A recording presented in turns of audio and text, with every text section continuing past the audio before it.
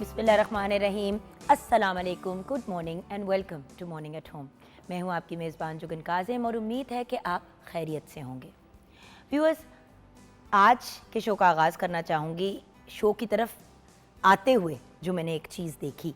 गाड़ी में जब मैं आ रही थी काम पे, मॉर्निंग शो इधर पाकिस्तान टेलीविज़न नेटवर्क, तो रास्ते में ना मैंने दो लड़कियों को देखा।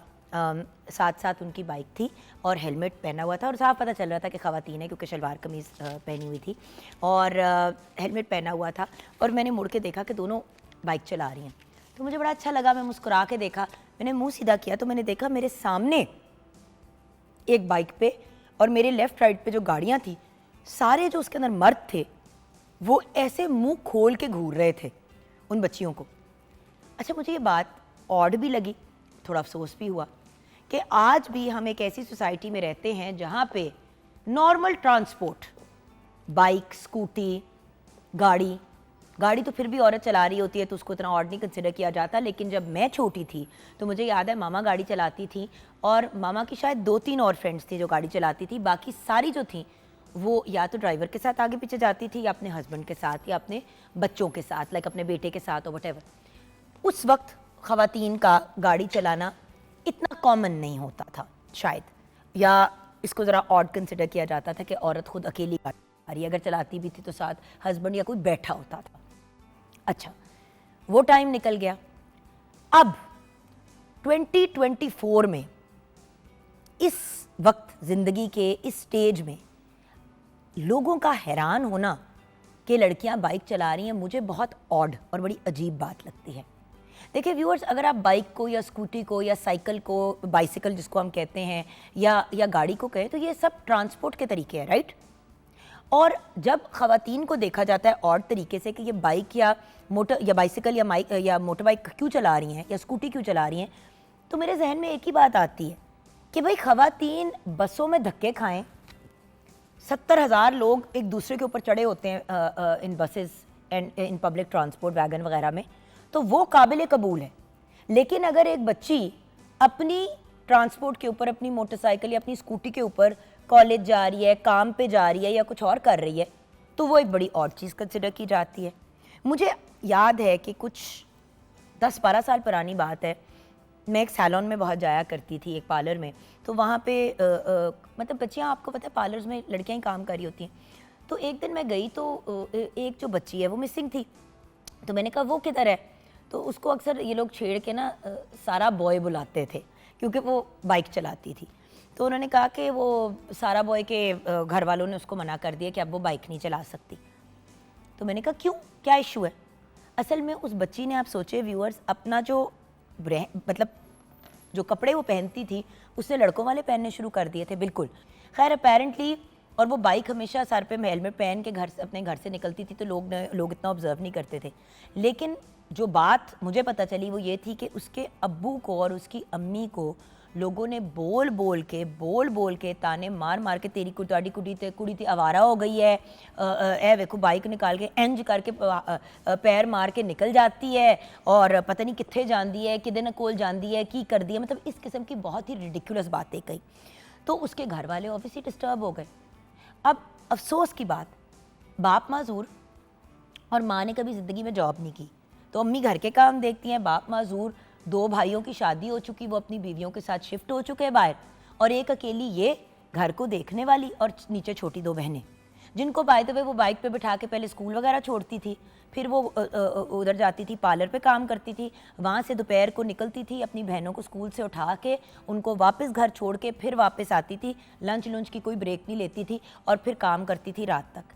तो ये उस बच्ची का सिलसिला था और मुझे इतना अफसोस हुआ कि सिर्फ ट्रांसपोर्ट की वजह से उस बच्ची की लगी रोज़ी उसको छोड़नी पड़ी और बड़ा अरसा उस बच्ची ने काम नहीं फिर किया। फिर उसने किस तरह मैनेज किया, किस तरह नहीं, क्योंकि व्यूअर्स देखें, आप रिक्शा भी अगर लगाते हैं तो पार्लर में चलिए टिप शिप सब कुछ मिला के कितने पैसे बन जाते होंगे। अगर सारे पैसे आपने रिक्शों पे आने जाने के ही खर्च करने हैं तो फिर आपको फ़ायदा क्या? बाइक उसके अब्बा के पास थी पहले की, वो उन्होंने ठीक कराई, बच्ची को बाइक चलानी सिखाई, अपनी तरफ से तो उन्होंने सोचा कि हम कुछ अच्छा करें। लेकिन लड़की और बाइक पे होने की वजह से उस बच्ची को नौकरी छोड़नी पड़ी। फिर उनके हालात बड़े ख़राब हुए, फिर खैर बड़े लोगों ने समझाया भी और यही उसको कहा, और फिर वो पार्लर वालों ने ही वैन का सिस्टम लगाया जिसमें 8-10 बच्चियाँ पिक हो जाती थी और उनकी सैलरी में से थोड़ा सा एक अमाउंट कटता था। लेकिन व्यूअर्स, ये क्या मतलब, मुझे इस बात की लॉजिक नहीं समझ आती। मोटर बाइक, साइकिल या स्कूटी, इनको चलाने में प्रॉब्लम क्या है? इसमें कौन सी फहाशी है, कौन सी वाहियाती है, कौन सा ऐसा इशू है कि मर्द चलाए, वन व्हीलिंग करे, जो मर्जी करे, ओके, औरत बाइक चला रही है हेलमेट पहन के बड़े महज़ब अंदाज में, उसमें लोगों को प्रॉब्लम है। एक तो मैं बाहर वालों को क्यों जवाब दूं, मुझे ये नहीं समझ आती। हाँ, मुआशरे में हम रहते हैं, वहाँ पे सवाल जवाब होते हैं, 100 बातें होती हैं, लेकिन क्या हर एरे गहरे नत्थु खैरे को मैंने अपना जवाब देना है कि मैं क्यों ये कर रही हूँ और क्यों वो कर रही हूँ? ये वही वाली बात है कि जब मैंने मीडिया में काम करना शुरू किया, शुरू में जब तस्वीरें, वीडियोज़, इस तरह की चीज़ें आती थी तो ख़ानदान वाले हाय हाय, मेरी अम्मी को गज़ाला का नाम गज़ाला है तो उनको गज्जो बुलाते हैं प्यार से, हाय हाय गज्जो, ये तो हाथ से ही निकल गई। नौकरी करने से कौन हाथ से निकल जाता है? रोजी रोटी कमाने से कौन हाथ से निकल जाता है? देखिए, आपका रवैया, आपका एटीट्यूड, आपका किरदार कैसा है, ये सबसे पहले तो आपका पर्सनल मैटर है आपके अल्लाह के साथ। उसके बाद आप अगर डिसेंसी के दायरे में रहते हुए अपनी सारी चीज़ें कर रहे हैं, किसी और को क्या? ताने मारने को व्यूअर्स सब खड़े हैं। जो लोग ताने मार रहे हैं वो फिर सारा बॉय को देते ना उसकी सैलरी हर महीने की, और कहते बेटे हमें नहीं अच्छा लगता कि आप बाहर निकलते हो तो आप कितने कमा लेते हो? अच्छा, 50,000 महीने के कमा लेते हो, ये लो बेटी हम आपको 50,000 रुपए देते हैं, आप घर पे बैठो, चलो फिर तुसी पैसे दे दो। ताने मारने से पहले कभी किसी ने सोचा है कि कोई क्यों काम करता है?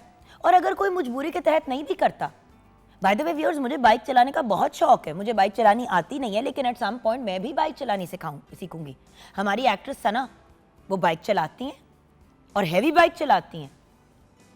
So the point is, I don't understand कि इन चीज़ों में प्रॉब्लम क्या है। मुझे जेन्युइनली नहीं समझ आती व्यूअर्स, क्या इन चीज़ों से हमारा किरदार डिफाइन होगा कि हम अगर बाइक चलाते हैं, स्कूटी चलाते हैं या साइकिल चलाते हैं? भाई, जिसको भी एक से दूसरी जगह पहुंचना है उसको पहुंचना है। बहुत सी बच्चियां पढ़ी लिखी यूनिवर्सिटी नहीं अटेंड कर पाती क्योंकि भाई या अब्बा जो है उनको कॉलेज या यूनिवर्सिटी छोड़ नहीं सकते, अकेले जाने की इजाज़त नहीं है। और क्यों बच्चियों को अकेले जाने की इजाज़त नहीं है? एक, क्योंकि माँ बाप इनसिक्योर होते हैं, लेकिन दूसरा ये कि मुआशरा ऐसा है, सोसाइटी ऐसी है। जो लड़के आज सुबह उन बच्चियों को घूर घूर के मुंह खोल के आंखें फाड़ के देख रहे थे, उनके अपने घरों में क्या बहनें नहीं है, माएँ नहीं है, अपनी बीवियां नहीं है, अपनी बेटियां नहीं है? क्या ये कंसिडर करने वाली बात नहीं है व्यूअर्स कि कितनी आसानी से हम किसी के कैरेक्टर पे, किसी की अपीयरेंस पे, किसी के रहन सहन पे कमेंट कर देते हैं, लेकिन ये नहीं देखते कि हमारी अपनी जिंदगियां क्या है और हम किस तरीके से आगे बढ़ रहे हैं। क्या कोई भी इंसान व्यूअर्स इस दुनिया में दूध का धुला है? और ये तो कोई ऐसी नेगेटिव चीज़ है भी नहीं। अगर कोई बच्ची ऐसी कार सर्विस चलाती है जहाँ पे जो होता है कि मतलब राइड सर्विसेज वगैरह जो होती हैं वो चलाती है और उससे अपने घर के मामलात चला रही है, तो इसमें क्या प्रॉब्लम है? मुझे समझ नहीं आती इन इश्यूज़ की। बाइक हो गई, स्कूटर हो गया, रिक्शा चलाना, साइकिल चलाना, कोई भी व्हीकल हो, बच्चियाँ बहुत सी जो हैं ऐसी डिलीवरी सर्विसेज की डिलीवरीज करती हैं, जो खाने डिलीवर करते हैं या सौदा वगैरह डिलीवर करते हैं। भाई व्यूअर्स, घर तो चलाना है, रोजी रोटी तो कमानी है। घर पे भूखे तो नहीं बैठ सकते ना, अपने इर्द गिर्द वालों से तो नहीं एक्सपेक्ट कर सकते कि वो हमें पालेंगे। और कौन कितनी देर पालता है व्यूअर्स? सगे भाई बहन मुंह मोड़ लेते हैं, माँ बाप तंग आ जाते हैं, तो बंदा क्या करे? सो मैं इस वक्त ये बात उन लोगों के लिए कर रही हूँ जो घबराते हैं ज़िंदगी में आगे बढ़ने से कि हम कुछ करें या मतलब हम उस मुल्क से बिलोंग करते हैं जहाँ पे प्राइम मिनिस्टर भी फर्स्ट फीमेल प्राइम मिनिस्टर हमारे मुल्क की थी, बेनज़ीर भुट्टो शहीद। अब बात यह कि व्यूअर्स, थिंक अबाउट इट। एक तरफ हम इतना मॉडर्न मुल्क हैं और दूसरी तरफ हमारी इतनी दकियानूसी सोच है। और मुझे पता है ये सबकी सोच नहीं है, ये एक बड़ी मखसूस सी एक कौम है जो ये सोचती है। जब औरतें गार्डनिंग फॉर एग्जांपल करती हैं, कुकिंग करती हैं, तो वो बाइक, मोटरसाइकिल, स्कूटर वगैरह क्यों नहीं चला सकती? अगर हम मर्दों के शाना बशाना जॉब्स कर रही हैं, हज़ार और चीज़ें कर रही हैं, तो आज भी एक औरत कंपनी की सीईओ है, लेकिन उसको ज़रूरत है कि उसका मियाँ उसको दफ्तर ड्रॉप करेगा या ड्राइवर उसको ड्रॉप करेगा। वो खुद क्यों नहीं गाड़ी चलाना सीखती? क्योंकि लोग हरास करते हैं, घूरते हैं। अभी भी कभी कभी अगर मैं खुद गाड़ी चला के कहीं जाऊँ तो बड़ी दफ़ा लोग तंग करना शुरू हो जाते हैं। मेरे से आधी उम्र के लड़के मुझे तंग कर रहे होते, मैं दिल चाहता है मैं गाड़ी से उतर के थप्पड़ लगाऊं मुंह पे। ऑब्वियसली नहीं करती, लेकिन गुस्सा बड़ा चढ़ता है। और जब उन बच्चियों को लोग घूर रहे थे तो मेरे साथ वाली जो गाड़ी में एक बंदा ना ऐसे करके मुंह खोल के देख रहा था, तो मैंने अपनी खिड़की खोली, उनकी खिड़की खुली थी। मैंने कहा भाई कभी औरत नहीं देखी? कहते नहीं बाइक चला रही है। तो मैंने कहा हाँ, किसी को कत्ल तो नहीं कर रही, हौसला करें। तो फिर उसने कोई अपना मुंह बंद किया और मुझे भी गंदी घूरी डाली कि इसको क्या मसला पड़ा हुआ है सुबह सुबह। But viewers, it's not fair. जब मर्द बाइक चला रहा होता है, क्या हर बंदा उसको उस तरह आंखें फाड़ के देख रहा होता है? आप ये सोचिए कि आप अगले को कितना अनकंफर्टेबल फील करा रहे हैं और कितना अजीब महसूस करा रहे हैं। उसी तरह जिस तरह अगर कोई बच्चा या बच्ची व्हीलचेयर में होता है और हर बंदा उसको घूर रहा होता है, मतलब हम हर चीज़ को इतना ऑड क्यों बना देते हैं, एक अजाब क्यों बना देते हैं? हम नॉर्मल इंसानों की तरह अपनी ज़िंदगी क्यों नहीं गुजार सकते? पूरी दुनिया में बच्चियां बाइक चलाती है, स्कूटी चलाती है, रोलर ब्लेडिंग करती हैं। कौन सा काम है जो बच्चियां नहीं करती? माशाल्लाह। So why are we being so negative? आइए किचन की तरफ रुख करते हैं। 042992000648 पे कॉल कर सकते हैं। मॉर्निंग एट होम हमारा फेसबुक का पेज है। शेफ आमना इलियास हमारे साथ हैं। अस्सलाम वालेकुम। वालेकुम अस्सलाम। आमना, हर स्टेज पे क्यों औरतों के लिए मुश्किलात खड़ी की जाती हैं? क्यों? As being a female driver, मैं खुद गाड़ी चलाती हूँ बहुत सालों से, और आज भी हम लोग उसी चीज़ से ही नहीं निकल पाए। आपको भी ये चीज़ फेस करनी पड़ती है कि अगर हम सिग्नल पे खड़े हैं कहीं भी, कभी दिल करता है कि एसी बंद कर दें आप, या मतलब अब जैसे आजकल अब तो वेदर चेंज हो गया है तो आप थोड़ी सी ताज़ा हवा ले लें, बट हम नहीं कर सकते। क्यों कि आप करेंगे एंड देन वो फिर एक अजीब सी staring that makes you so uncomfortable. तो वो चीज़ अभी भी हम लोग गाड़ी को नहीं एक्सेप्ट कर पाए। हालांकि जैसे आपने बोला बच्चियाँ वो चला रही होती हैं, और अब ऑब्वियसली स्टूडेंट्स, हर कोई तो गाड़ी अफोर्ड नहीं कर सकता। उन्होंने अपनी कन्वीनियंस के हिसाब से स्कूटी है या जो भी चीज़ उन्हें ईजीली अवेलेबल है, बाइक्स हैं, तो वो मेरा तो देख के दिल करता है कि मतलब हमें उनको थम्स अप कहना चाहिए, हमें उन्हें एक स्माइल देनी चाहिए, अप्रिशिएट करना चाहिए। उल्टा कि हम उनको इस तरह से अनकंफर्टेबल कर रहे हैं, ऑड तरीके से देख रहे हैं। लेकिन ये बहुत ज़्यादा है हमारे इर्द गिर्द और हमें इसको समझना पड़ेगा। कब तक हम डिपेंड करेंगे? मुझे तो हैरत इस बात पे होती है कि अभी भी लड़कों को लगता है कि इट्स वेरी फनी किसी औरत को फॉलो करना। अब कुछ जाके पिछले 2-3 साल में इंसान के बच्चे बने, क्योंकि पता है ना कि अब आप तस्वीर खींच सकते हैं, आप वीडियो बना के आगे फॉरवर्ड कर सकते हैं, तो कुछ पकड़ इस मामले में बनी है। लेकिन कितने अफसोस की बात है कि इस किस्म की चीप हरकतें इंसान को करनी पड़ती हैं अपने आप को सेव करने के लिए। हेल्पलाइन है, हम कॉल। इसी तरह मुझे एक दफा एक लड़का तंग कर रहा था बार बार ना, मेरी उसके साथ गाड़ी के साथ ना अपनी बाइक को लाए और मुंह ना मेरी खिड़की की तरफ करे। ऑब्वियसली खिड़की बंद थी, मैंने गाड़ी लॉक की, सिग्नल पे रुके। अब आपको पता है मुझे बहुत चिढ़ है कि मतलब गाड़ी को चलाते हुए बंदा फ़ोन पे बात करे बैठे। मैंने फ़ोन उठाया, मैंने कैमरा ऑन किया और मैंने ऐसे करके ना उसकी वीडियो बनानी शुरू कर दी। अव्वल तो मैं बना नहीं रही थी, मैंने क्या दर बना के कहाँ लगानी थी, लेकिन मैंने ऐसे किया, 1 सेकंड में उसने अपना मुंह सीधा किया और रुश करके निकल गया जैसे ही सिग्नल खुला अपने रास्ते। बट कितने अफसोस की बात है कि बेसिक तमीज़ हमारे अंदर नहीं है एज ह्यूमन बीइंग। नहीं, एज बीइंग ए सोसाइटी ये हमें समझने की ज़रूरत है, एंड स्पेशली मेल्स को अपना किरदार अदा करना चाहिए कि आपके घर से भी फैमिलीज, बहनें, सिस्टर्स, सब घर वाले जा रहे हैं आसानी पैदा करने के लिए। अक्सर आप देखोगे कि अगर बस पे या वैन के ऊपर औरत आई है, 15 मर्द बैठे हुए होंगे, औरत को जगह नहीं देंगे। वहां पे नहीं याद आता कि औरत की इज्जत और औरत की बका एंड ऑल ऑफ दोस, उस वक्त नहीं हया आती। रिस्पेक्ट देनी है कि एक 60 साल की औरत खड़ी हुई है और एक 20 साल का लड़का जो है वो इस तरह टांगे फैला के बैठा हुआ है बस के अंदर, वो काबिल कबूल है? बेसिक एथिक्स नहीं है तो वो वाली आपने इज्जत और तमीज नहीं दिखानी। लेकिन आपके अंदर तमीज सिर्फ तब जागती है जब आपको दूसरे के घर और दूसरे की फैमिली की स्ट्रेस होती है। It's not the way Amo, it's not the way. और अगर हम जिंदगी में आगे बढ़ना चाहते हैं एज अ नेशन व्यूअर्स, तो 52% पॉपुलेशन आपके मुल्क की खवातीन है। 52% मर्दों से 4% ज़्यादा या 3% ज़्यादा। बहुत बड़ा अमाउंट होता है जब आप करोड़ों की आबादी की बात कर रहे होते हैं। तो मुझे ये बताएं कि क्या ये एक सूटेबल बात है कि आप लड़कियों को इस हद तक क्रिपल करके घरों में बिठा दें कि ना वो निकलने जोगी हो, ना वो काम करने जोगी हो, तो फ़ायदा क्या? इवेंचुअली नुकसान ही नुकसान है ना। तो हम बेनिफिट्स की तरफ क्यों नहीं जा रहे, हम फ़ायदों की तरफ क्यों नहीं जा रहे, हम उन चीज़ों की तरफ क्यों नहीं रुख कर रहे जो हमें जिंदगी में पॉजिटिविटी की तरफ लेके जाएंगी। हर बंदा रो रहा है, पिट रहा है, भूख भांग रहे हैं, हालात नहीं है, और मर्द बार बार अपनी बीवियों को कह रहे तू नौकरी नहीं करनी, घर बैठो। डॉक्टरों से शादी करके कह रहे कि तुमने प्रैक्टिस नहीं करना। हमें डॉक्टर बहू चाहिए थी, लेकिन हमें वो अस्पतालों में नहीं उसको भेजना, क्लिनिक में नहीं भेजना। ये नाइंसाफी है व्यूअर्स। ये कोई आप महफूज या प्रोटेक्ट नहीं कर रहे। और जितनी ज्यादा लड़कियां निकलेंगी बाहर, अब वो बच्चियां दोनों कॉलेज यूनिवर्सिटी जा रही थी ना, या शायद जॉब पे जा रही थी। सो अल्टीमेटली हमने अपॉर्चुनिटीज क्रिएट करनी है, ज्यादा मसाइल नहीं क्रिएट करने। अच्छा, मुझे सिर्फ ये बता दो कि आज बना क्या रही हो, रेसिपी की तरफ ब्रेक के बाद हम अफगानी चिकन कढ़ाई बना रहे हैं, तो फिर हम बाद में बना अफगानी चिकन कढ़ाई। लेकिन ये भी बता देना कि जब हम अफगानी चिकन कढ़ाई बनाते हैं, अगर उसको बीफ या मटन में बनाना हो तो उसका ऑल्टरनेटिव भी क्या है, बिल्कुल वो भी हम गाइड राइट। सो हम एक ब्रेक की तरफ जाएंगे। ब्रेक के बाद जब वापस आएंगे तो शेफ आमना लियाज के साथ किचन में होंगी, जहाँ पे कुछ वो हांडी रोटी करेंगे, कुछ मैं हांडी रोटी करूँगी, और कुछ अपने इंसिडेंट्स भी शेयर करेंगे। अब कुछ थोड़ा सा ड्राइविंग और इन मामलात की तरफ भी बढ़ेंगे ब्रेक के बाद। Welcome back from the break viewers. Kitchen में अभी हमने मज़ीद गपशप करनी है आज के टॉपिक पे, विच इज़ लड़कियों को इतना टफ टाइम क्यों दिया जाता है जब वो अपनी ट्रांसपोर्ट पे खुद कहीं जा रही होती हैं। गाड़ी की हद तक तो बात फिर भी ठीक रहती है, लेकिन मोटर बाइक और स्कूटीज़ वगैरह पे जब बात आती है तो बड़े प्रॉब्लम्स क्रिएट होते हैं। लेकिन हम इस बात को कंटिन्यू करेंगे थोड़ी देर बाद।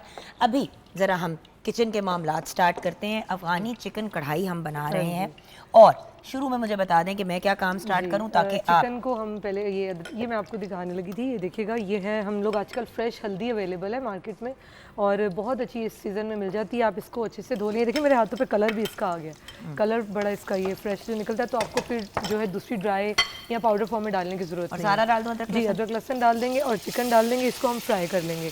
जैसे आपको हम बात कर रहे थे, अगर हमने इसको बीफ के साथ बना रहे हैं, जैसे अफगानी कढ़ाई मोस्टली बीफ के साथ या मटन के साथ भी अच्छी लगती है, तो उसके लिए फिर यह है कि आपने चिकन को या मटन जब आपने लिया, उसको पहले आपने फ्राई करने के बाद आपने उसको पानी डाल के अच्छे से कुक होने के लिए छोड़ देना है until वो टेंडर हो जाए। ये मैं डाल देती हूँ ताकि ये अच्छे से इसको, और हमने इसको पहले छन्नी में डाला जी, पानी को इसके रिमूव किया, उसके बाद हमने वो किया। दूसरी चीज़ एक ये थी कि इसको मैंने जो है वो लेमन जूस इसको हमने लगा के तो हमने इसको छोड़ दिया था। लेमन जूस ले लें, अगर आपको सिरका पसंद है आप सिरका ऐड कर सकते हैं, लेकिन इसमें ये हम जो चिकन है इसको सोक करके तकरीबन ओवरनाइट तो नहीं, लेकिन 1-2 घंटे के लिए आप इसको छोड़ दें तो बड़ा अच्छा उसका जो है। अच्छा, अब स्टेप बाय स्टेप जाएंगे। पहले आप इंग्रेडिएंट्स बताएंगे। सबसे पहले मैं जो आपको इंग्रेडिएंट्स बता देती हूँ, बहुत ही सिंपल से इसके इंग्रेडिएंट्स हैं।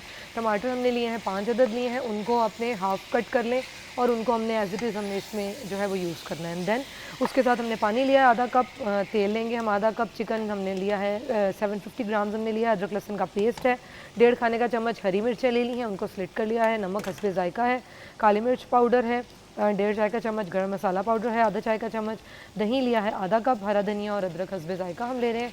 अच्छा, मैंने इसमें एक चीज़ ये की थी, ये देखिएगा टमाटर जो है ना, ये इसमें एक्चुअली जो डलते हैं वो जस्ट एज इट इज़, इनको हम हाफ कट करके अभी जब तक ये थोड़ा सा चिकन जो है वो फ्राई हो जाएगा तब हम इसमें ऐड करेंगे।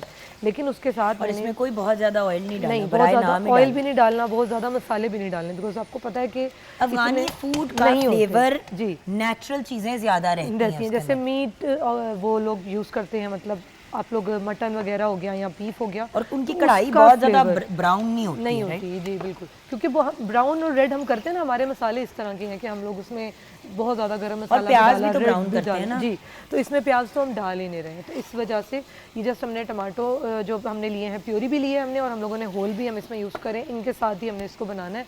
इसका इतना डिफरेंट सा फ्लेवर आएगा, ज़रूर आप ये ट्राई कीजिएगा, बहुत ही इसका अच्छा फ्लेवर आता है सिंपल इंग्रेडिएंट्स के साथ। अच्छा, तो ये हमने जैसे कि आपने कहा फ्रेश जिंजर डाल के, फ्रेश हल्दी जी, अदरक लहसुन डाली है इसके अंदर, बिल्कुल थोड़ा सा मैं इसमें नमक डाल देती हूँ, बाकी इसके अंदर अभी हम और मज़ीद ज़्यादा नहीं डालेंगे। उसके बाद हम लोग सिर्फ इसमें जो ये ग्रीन चिलीज़ हैं फ्रेश ये डालेंगी, और उसके बाद हम लोग सिर्फ इसमें गरम मसाला हल्का सा, और उसके बाद जो काली मिर्च है वो ऐड करेंगे, वो भी अगर आप फ्रेश उसी वक्त आप इसको पीस के डालेंगे तो ज़ाहिर फ्लेवर बहुत अच्छा इसका आ जाएगा।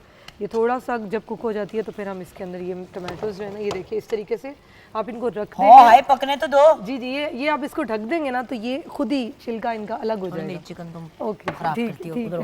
हाँ, अच्छा जी। सो ये हो गया। अब इसको खाएं किस चीज़ के साथ? इसको आप चपाती के साथ खाएं, बहुत अच्छा आता है। हम लोग अगर पराठे के साथ खाना चाहें वो भी बहुत मज़ेदार इसका आता है, उसके साथ टेस्ट। रायता है साथ में सैलेड हम लोग रेडी करेंगे। अच्छा, एक चीज़ इसके अंदर एडिशनल जो होती है नट्स, आपको पता है कि हमारे साइड पे ज़रा पसंद करते हैं, आप वो ऊपर से सर्व करते हुए ऐड कर दें।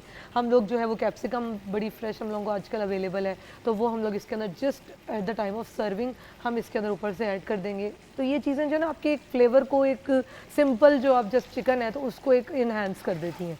इस तरह से आप अच्छा, ये टमाटर क्या बने हुए हैं? ये टमाटो पेस्ट है, ये आपने इसकी जो बनाई है ना, टमाटर है इसके अंदर और हरी मिर्च है, ये हमने इसकी बनाई अच्छे से ताकि इसकी जो ग्रेवी बनेगी ना, जब ये बिल्कुल डन हो जाएगा, क्योंकि इनके साथ एक चंक्स आएंगे बीच में, जो खड़े मसाले वाला नहीं होता फ्लेवर, वो आएगा। सही। तो वो इसके साथ, क्योंकि ये बहुत ज़्यादा नहीं है, 2 से 3 मैंने लिए हैं सिर्फ। ये जो हमने लिए हैं तकरीबन आप आधा किलो ले लें टमाटो पेस्ट, क्योंकि हम इसमें प्याज भी नहीं डाल रहे, तो ज़ाहिर हमें ग्रेवी चाहिए, तो उसके लिए फिर आप बहुत अच्छी इससे ग्रेवी आपकी बन जाएगी। ये तो हम कर रहे हैं। इसको कितनी देर हमने कुक ये बस करना आप 2 मिनट्स तक हम इसको करके उसके बाद हम ये टमाटोज डाल देंगे और उसके बाद फिर हम ये प्योरी डाल देंगे। जस्ट पानी खुश्क होना है और इतनी देर के अंदर ये रेडी हो जाना है। बहुत ही क्या बात है, that's so uncomplicated and simple, nice. अच्छा, तो मुझे अब एक बात बताइए। जी जी, मैं आपको यही वही बता रही थी जो हम लोग अभी टॉपिक अपना डिस्कस कर वो रहे थे, जो हम ब्रेक में बात कर रहे थे ना, हाँ क्योंकि मैंने भी एक इंसिडेंट शेयर करना है हमारे एक हमारी टीम के मेंबर ही हैं, उन्होंने कहा कि मैं आप चाहूँगा कि मैं आपके साथ एक बात शेयर करूँ, तो उन्होंने बताई, वो भी करूँगी, पहले तुम अपना बताओ। जी, मैं ये बता रही थी कि फैमिली में इस तरह से था कि मतलब अब फैमिली मेम्बर थे, बड़े भाई थे, उनके बच्ची थी वो, तो वो पहले भाई उनको कॉलेज ड्रॉप करने जाते थे, एंड देन इस तरह से हुआ कि भाई का कुछ सिलसिला बन गया, वो अब्रॉड मूव कर गए। अब देन बहुत इशू है कि मतलब फादर नहीं थे, उनकी सेहत इजाज़त नहीं देती थी, मतलब वो इस तरह से नहीं जा सकते थे, काफ़ी लॉन्ग, आपको पता है यूनिवर्सिटी बहुत दूर थी घर से। एंड देन वो मैं करती हूँ, और मतलब बड़ी बच्चियाँ बड़ी पैशनेट होती हैं इस एज में कि नहीं मैं खुद करूँगी, ऐसी क्या बात है, आप परेशान ना हो। हाँ जी, पढ़ाई बड़ी माशाल्लाह वो हाई ग्रेड्स लेने वाली बच्ची थी। तो हम लोगों ने भी सबने मतलब जो ऑब्वियसली करीबी सारी फैमिली से हमने बड़ा सपोर्ट किया कि अच्छी बात है। बाइक भाई की खड़ी हुई थी, हमने कहा अभी कुछ और जो करना है तो देन आप ठीक है आप चलाएं और आप सीखें। आती भी थी उसको भाई के साथ, अक्सर ज़ाहिर बात है बैठते हैं बच्चियाँ जाती हैं, तो भाई को भी था कि मैं तुम्हें सिखा के जाऊँगा, उसने उसको सिखाई, वो चलाने लगी, एंड देन वो गई ऑलमोस्ट तकरीबन मतलब एक आध माह पूरा बिल्कुल नहीं हुआ, जाने लगी आने लगी। लेकिन इशू क्या हुआ जी, अब इतनी वो जिसे कहते हैं ना डिस्करेज कर दिया वो बच्ची, बड़ी मतलब मुझे लगता है दुख इस चीज़ का होता है, या तो माँ बाप को डायरेक्ट कहते हैं और उसके साथ वर्स्ट चीज ये है कि फिर उस बंदे के साथ भी रवैया अजीब कर लेते हैं। तो अब बात ये है कि घर वाले मना करें ना करें, अगला बंदा डिसहार्ट हो जाता है कि यार हम पढ़ाई पे तवज्जो दें या तानों पे तवज्जो दें। वो उसका दिल ही जिसे कहते हैं ना, वो कहती है मैंने करना ही नहीं है, मतलब मेरी सारी कैपेबिलिटी जो मैं इतने ग्रेड्स ले रही हूँ, मैं टॉप कर रही हूँ, तो मैं बाइक चलाने लगी हूँ, तो मतलब मेरी सारी इज्जत खराब हो गई, हर चीज़ जो है ना वो डैमेज हो रही। तो इतना एक बच्चियाँ वैसे ही हर इंसान आपको कोई नेगेटिव इम्पैक्ट, कोई बात उस पर कितना नेगेटिव इम्पैक्ट डालती है, ये हमें करने से पहले सोचना चाहिए। और बात ये है कि देखें, मैं मतलब कोई बंदा पूरा मतलब वो जो कहते हैं ना कि पर्दा करके भी उल्टा काम कर सकता है और कोई बंदा जीन्स टी शर्ट पहन के भी सीधा रह सकता है। बिल्कुल, ये तो आपके अपने पर्सनल पर्सनैलिटी से थोड़ी उसको जज और क्या किसी इंसान ने कोई पुट्ठा काम सिर्फ बाइक ही लेकर करना है? जी, ऐसे नहीं हो सकता कि वो सब चीज़ें हो सकती हैं। और ऐसे बच्चे फिर ज़्यादा डिसहार्ट होते हैं जो ऑब्वियसली अपनी लाइफ में कुछ उनके गोल्स हैं, वो कुछ अचीव करना चाह रहे हैं कि नहीं मैं अपनी फैमिली के लिए, अपने फादर के लिए सपोर्ट सिस्टम बनूंगी, मैं करूंगी, और उनको जब आप इतना डिस्करेज कर देते हैं, ब्लैक पेपर, सॉल्ट और ये सारी चीज़ें इसके अंदर डाल, हाँ, ये चीज़ें देखनी चाहिए हमें। मैं कहती हूँ कि हम उल्टा सपोर्ट करें। मैं आपको एक एग्जांपल देती हूँ। अभी जो एग्जांपल मुझे दिया था अहमद हाशमी ने बताया कि जहाँ पे मैं रहता हूँ वहाँ पे ऐसा होता है, एक तो मैं मसाला मिक्स कर दूँ जानी, सो कि मैं जिस एरिया में रहता हूँ वहाँ पे बहुत सी ऐसी खवातीन हैं जो अब अपने बच्चों को मतलब कुछ बड़े बच्चों को भी कॉलेज यूनिवर्सिटी खुद जाती हैं छोड़ने के लिए बाइक के ऊपर।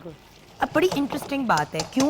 क्योंकि उनके हस्बैंड जॉब पे जाते हैं, बच्चों के टाइमिंग ऊपर नीचे होते हैं, सो बेहतर यही होता है कि इंसान खुद कर ले। तो जो माएँ इस चीज़ के बारे में इनसिक्योर होती हैं कि वो अपनी बेटियों को नहीं अकेले भेजना चाहती, तो आप ये भी कर सकती हैं कि आप खुद बाइक चलानी सीख लें। हाँ जी, आप अपनी बेटी को जाके ड्रॉप कराएं और ले आएं। चलो, यंग लड़कियों के बारे में फिर भी लोग कमेंट करते हैं एटलीस्ट ज़रा अगर आपकी खैर लेकिन ओवरऑल आप ये देखें ना कि नहीं करना चाहिए, चाहे वो यंग फीमेल है या चाहे कोई अब थोड़ी सी एल्डरली एज में है। बात यह कि आप देखें उनको घर से निकल के रोड पे आने में कितनी एफर्ट लगी होगी। लड़के फिर भी शुरू से साइकिलें चला लेते हैं रोड पे, बाइक्स बड़ी अर्ली एज में चलाने लग जाते हैं। बच्चों को रोड पे अगर हम अपनी ड्राइविंग की भी बात करें तो मतलब मुझे लगता है कि हमें कॉन्फिडेंस आने में ज़्यादा टाइम लगता है यार। बट बात ये है कि हमारी ज़िंदगी में सिर्फ हांडी रोटी पकाना लिखा हुआ है। बिल्कुल, सिर्फ ये रह गया बस। No but how, it's ridiculous. क्योंकि बात ये है कि जब औरत को जॉब भी करनी होती है या घर भी चलाना होता है, तब भी घर चलाना मेन प्रायोरिटी होती है। अब देखें, हम बात जैसे कि अभी मैं जो मुझे अहमद बता रहे थे, वो कहते हैं जोगन देखें, अगर आप रिक्शा लगवाते हैं बच्चों के स्कूल जाने का, तो बड़ी दफ़ा ऐसा होता है कि माँ बाप नहीं फिर जा सकते ड्रॉप करने के लिए। 6-7 बच्चों को वो पिक करते हैं रिक्शे में और साथ उनको ले जाते हैं। छोटे बच्चे हों तो 5-6 आ जाते हैं। अब उसमें एक सिक्योरिटी का भी कंसर्न होता है। बिल्कुल है। ठीक है, रिक्शे वाले भाई आपके बहुत अच्छे होंगे, स्वीट होंगे, लेकिन आप रिस्क फैक्टर आपके बच्चे बाकी बच्चों के साथ जा रहे हैं, जिस तरह बस वाला सिस्टम होता है। वैसे तो अगर स्कूल बस का सिस्टम हो जाए, यूनिवर्सिटी की बसेस का सिस्टम हो जाए तो बहुत ही अच्छा है।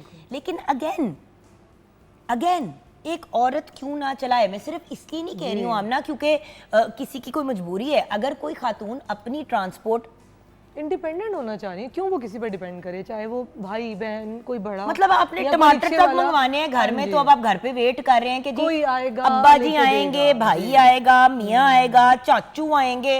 बिल्कुल। और कितनी ऑड बात है कि आप अपने घर में बैठी हुई हैं और मतलब आपने 5 मिनट के फासले पे के जाना है, आप नहीं जा सकती जी, वो आपको साथ वाले घर जाके हाँ, अपने हमसाये के को रिक्वेस्ट करनी है कि बहन प्लीज अपने बेटे को भेज दें या अपने हस्बैंड को कह देंगे कि हमें ये ला दें। बिल्कुल बेहतर नहीं है कि आप खुद इंडिपेंडेंट हो, और होना चाहिए ऑब्वियसली। देखिए बीमारी तकलीफ कोई नहीं है घर पे, आपको अल्लाह ना करे घर में कोई बीमार हो गया, किसी की मेडिसिन लानी पड़ सकती है, एंड देन ऑब्वियसली आपको जाना पड़ेगा। हर वक्त तो कोई आपके पास हेल्प या कोई सपोर्ट अवेलेबल नहीं होगी।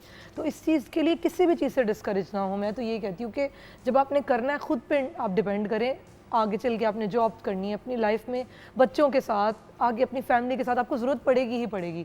तो खुद इंडिपेंडेंट हो ताकि आप कहीं भी जाने आने के लिए, मेडिसिन हो गई, कोई भी घर का काम हो गया, किसी पे आप डिपेंड ना करिए। अब देखें ना, ये एक बहुत बड़ी प्रॉब्लम है। बड़ी दफ़ा ऐसा होता है कि कोई रात को इमरजेंसी हो जाती है और ख़ातून घर में अकेली है, और अब अगर वो खातून घर पे अकेली है और उसको अपने आप को इंडिपेंडेंटली लेके जाने का नहीं है, वही फिर शौहर जो बड़ा खुश होता है कि मेरी बीवी घर पे बैठी हुई है, उसी को फिर ये बात चुभती है कि भाई मैं इस्लामाबाद बैठा हुआ हूँ, ये मुझे लाहौर से फ़ोन करके कह रही है कि जी बच्चे को 102 बुखार हो गया, दवाई लानी है जी। ठीक है, डिलीवरी सर्विसेज भी आ गई हैं, 100,000 और चीज़ें आ गई हैं, but still why should you not be independent? कभी किसी का काम आना हो। अच्छा, आप मुझे बता दें कि हमारी हांडी किधर तक पहुंची? जी, हांडी में हमने जो अभी इस टाइम पे टमाटो पेस्ट आपके सामने जो मैंने बनाई थी, हमने वो ऐड की क्योंकि अब पानी इसका ड्राई होने लग गया, तो हमने वो ऐड कर दिया। जब तक ये पानी खुश्क होगा साथ ही चिकन भी कुक हो जाएगा। बिल्कुल इसको जब ये ऑलमोस्ट 80% हो जाएगा तब हम इसके अंदर आपके सामने दही है 1 कप ये ऐड करेंगे और इसका जस्ट हम लोग दम पे इसको पका लेंगे। घी इसका थोड़ा सा सेपरेट हो जाएगा और फिर उसके बाद हम लोग इसमें जो भी अदरक है, धनिया है, जो कैप्सिकम वगैरह अपनी वेजिटेबल्स डाल के दम देंगे एंड देन ये ready to serve. Afghani chicken kadhai. अच्छा, यहाँ पे एक और बात आपके साथ शेयर करूँगी। ये कढ़ाई, अफगानी कढ़ाई is one of those things जो आप जैतून के तेल में भी बना सकते हैं, लेकिन आपने उसका स्मोक पॉइंट देखना है क्योंकि हर किस्म का जैतून का तेल नहीं, एक्स्ट्रा वर्जिन होता है, वर्जिन ऑयल होता है, रेगुलर होता है, तो वो भी हमने देखना है। बल्कि जैतून के तेल की भी बात करने का रीज़न ये है कि ब्रेक के बाद हमें ज़ैनब गोंदल ज्वाइन करेंगी और हम बात करेंगे जैतून की। अब पाकिस्तान में भी जैतून उग रहे हैं, लगाए जा रहे हैं, तो ऑलिव जैतून इसके क्या फ़वाइद है, इसको किस किस तरीके से इस्तेमाल किया जाता है। ऑलिव्स के तो बहुत डिफरेंट टाइप्स होते हैं, लेकिन अक्सर उनको कैटेगराइज किया जाता है ग्रीन एंड ब्लैक ऑलिव के अंदर। तो पर्पलिश सा कलर होता है और ग्रीन वाला एक कलर होता है, बट ऑलिव्स की बहुत वैरायटीज़ हैं पूरी दुनिया के अंदर। और जैतून के तेल को भी बहुत पसंद किया जाता है, जैतून की गुठली के बारे में बात की जाती है। तो ये सारी बातचीत करेंगे ब्रेक के बाद, क्योंकि if I am not mistaken जैतून इस्तेमाल करना सुन्नत भी है ना। बिल्कुल। सो छोटी सी ब्रेक के बाद वापस आएंगे। ज़ैनब गोंदल डाइटिशियन, न्यूट्रिशनिस्ट और फूड टेक्नोलॉजिस्ट हमें ज्वाइन करेंगे।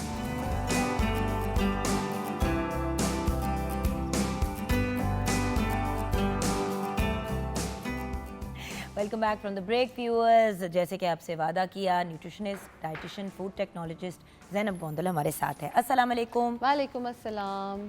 सर, वो एक बात बताओ, आज हम डिस्कस क्या करेंगे?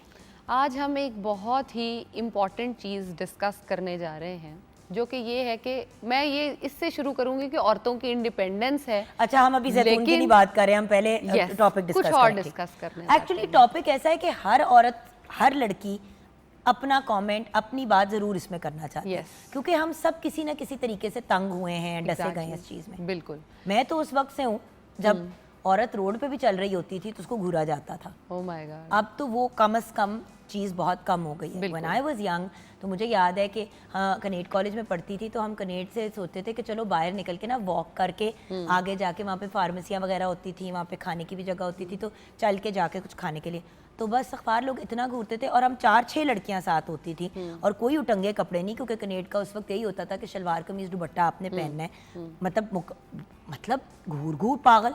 अव्वल तो इस चीज से फर्क ही नहीं पड़ना चाहता है, चाहिए कि कौन क्या पहनता है। बाहर के मुल्क में आप अभी होके आई हैं बाहर से कुछ अर्सा पहले, मुझे एक बात बताएं, हर किस्म के कपड़े लोग पहनते हैं। इतनी बड़ी प्रॉब्लम और इशू जो मैं खुद भी फेस करती हूँ और मैं देखती हूँ कि लोग उसको कर रहे हैं, वो क्या इशू है कि आप चाहे पैदल चल रहे हो, आप गाड़ी चला रहे हो, आप स्कूटी चला रहे हो, आप बाइक चला रहे हो, लोग इतना बैकलैश आपको देते हैं कि अगर आप एक औरत हो और आप ये चीज़ चला रहे हो तो आप गलत कर रहे हो। लेकिन अगर आप एक सिंपल सी चीज़ देखें, किसी भी जगह जाना आना हो, रिक्शा हो, गाड़ी हो, टैक्सी में आप जा रहे हो, उसका किराया, उसके आने जाने की टेंशन, उसके इंतज़ार की टेंशन और एक स्कूटी पे खुद बैठना, उसका पेट्रोल अफोर्ड करना, दोनों में ज़मीन आसमान का फ़र्क है।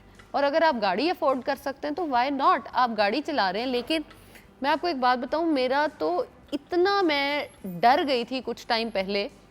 मैं बड़ा कॉन्फिडेंट खुद को फील करती हूँ, बल्कि ओवर कॉन्फिडेंट फील करती हूँ, लेकिन मैं कभी विंडो खोल के गाड़ी नहीं चला सकती, क्योंकि मुझे यही डर लगता है कि कोई हाथ अंदर आ जाएगा, कोई अंदर कुछ फेंक देगा, कोई फ़ोन छीन लेगा या कुछ, मतलब अजीब तरह के डर है। मैं तो गाड़ी के शीशे, फिर अंदर ब्लाइंडर्स लगाए हुए होते हैं कि अंदर ये नजर ही ना आए कि कोई औरत है, और दरवाजे लॉक है। और मर्द को ये नहीं करना पड़ता। एग्जैक्टली। और बाय द वे एक और ग्रुप जो बहुत तंग जिनको किया जाता है वो ट्रांसजेंडर। अगर ट्रांसजेंडर गाड़ी चला रहे हो, बाइक चला रहे हो, यार मैं कुछ दिन पहले जहाज़ पे थी तो प्लेन पे ना 3 इस तरह ट्रांसजेंडर मतलब बच्चे थे, तो वो गप्पे लगा रहे हैं, एंजॉय कर रहे हैं, यार इर्द गिर्द हर बंदा उनको घूर रहा था। Oh my God. से काम से, मतलब कराची से लाहौर आ रहे थे, हर बंदा उनको घूरे। मैं खैर चढ़ी जहाज पे तो एक ने उन्हें पहचान लिया तो कहती हाय आप ही। मैंने कहा हेलो बेटा क्या हाल है, बड़े प्यार से मिली। अच्छा मैं आगे जाके सीट पे बैठ गई। अच्छा मेरी सीट उनसे 2 सीटें पीछे थी, इसलिए मुझे नजर आ रहा था कि हो क्या रहा है। इर्द गिर्द का हर बंदा, वो आपस में हंसी मजाक एंजॉय, बिल्कुल नॉर्मल जिस तरह जहाज पे सब लोग, कोई ऊंचा ऊंचा नहीं, हर बंदा उनको घूर रहा है मुंह खोल के। तो औरतों का भी तो जुगन आप यही प्रॉब्लम नहीं तो जान, वही मैं कह रही हूँ ना, पहले औरतों का बेड़ा गर्क करते थे, अब औरतों और ट्रांसजेंडर का करते हैं। बात यह कि हम भी इंसान हैं, वो भी इंसान है, सब इंसान है, कोई अजीब मखलूक तो नहीं है। तो अगर तरीके से चलेंगे तो बेहतर होगा। खैर ये तो नेवर एंडिंग मेरी कंप्लेंट्स हैं। मुझे ये बताओ कि आज का हमारा टॉपिक आपने जैतून रखा है ऑलिव। यस।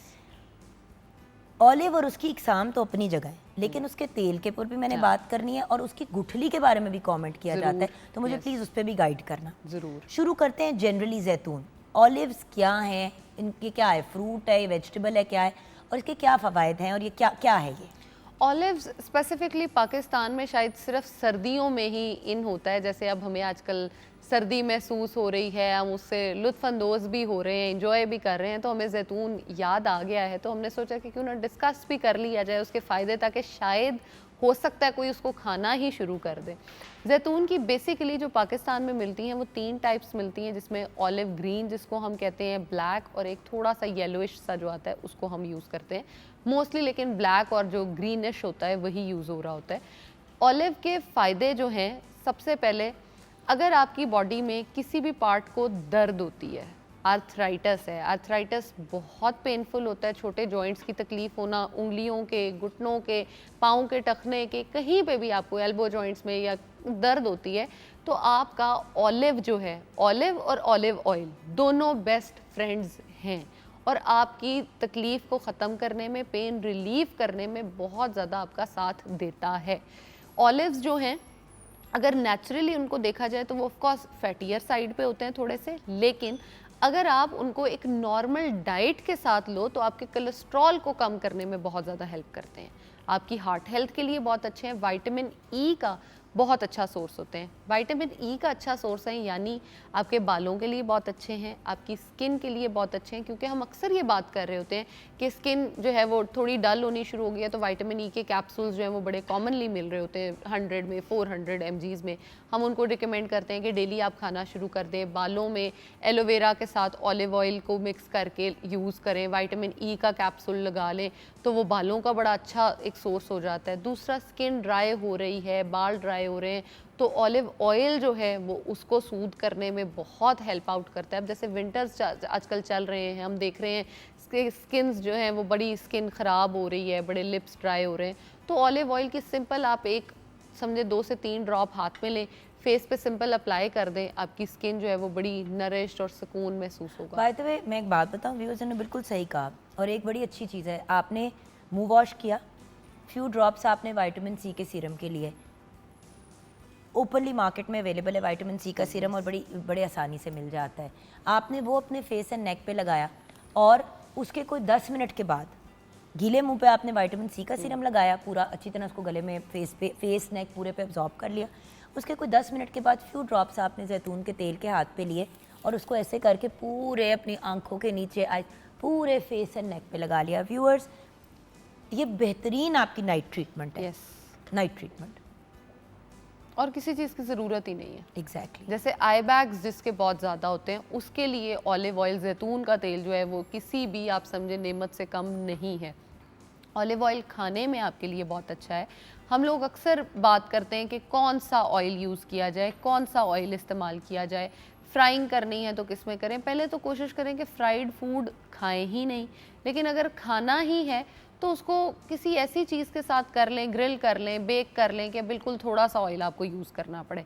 और ऑलिव ऑयल के few drops more than enough है। मैंने अक्सर लोगों को ये देखा है कि वो अंडा फ्राई करने के लिए, मैं उस दिन किसी के किचन में थी, मैं ये कह सकती हूँ, तो उन्होंने लिटरली को 5-6 चम्मच ऑलिव ऑयल डाला और उसमें एक अंडा फ्राई किया।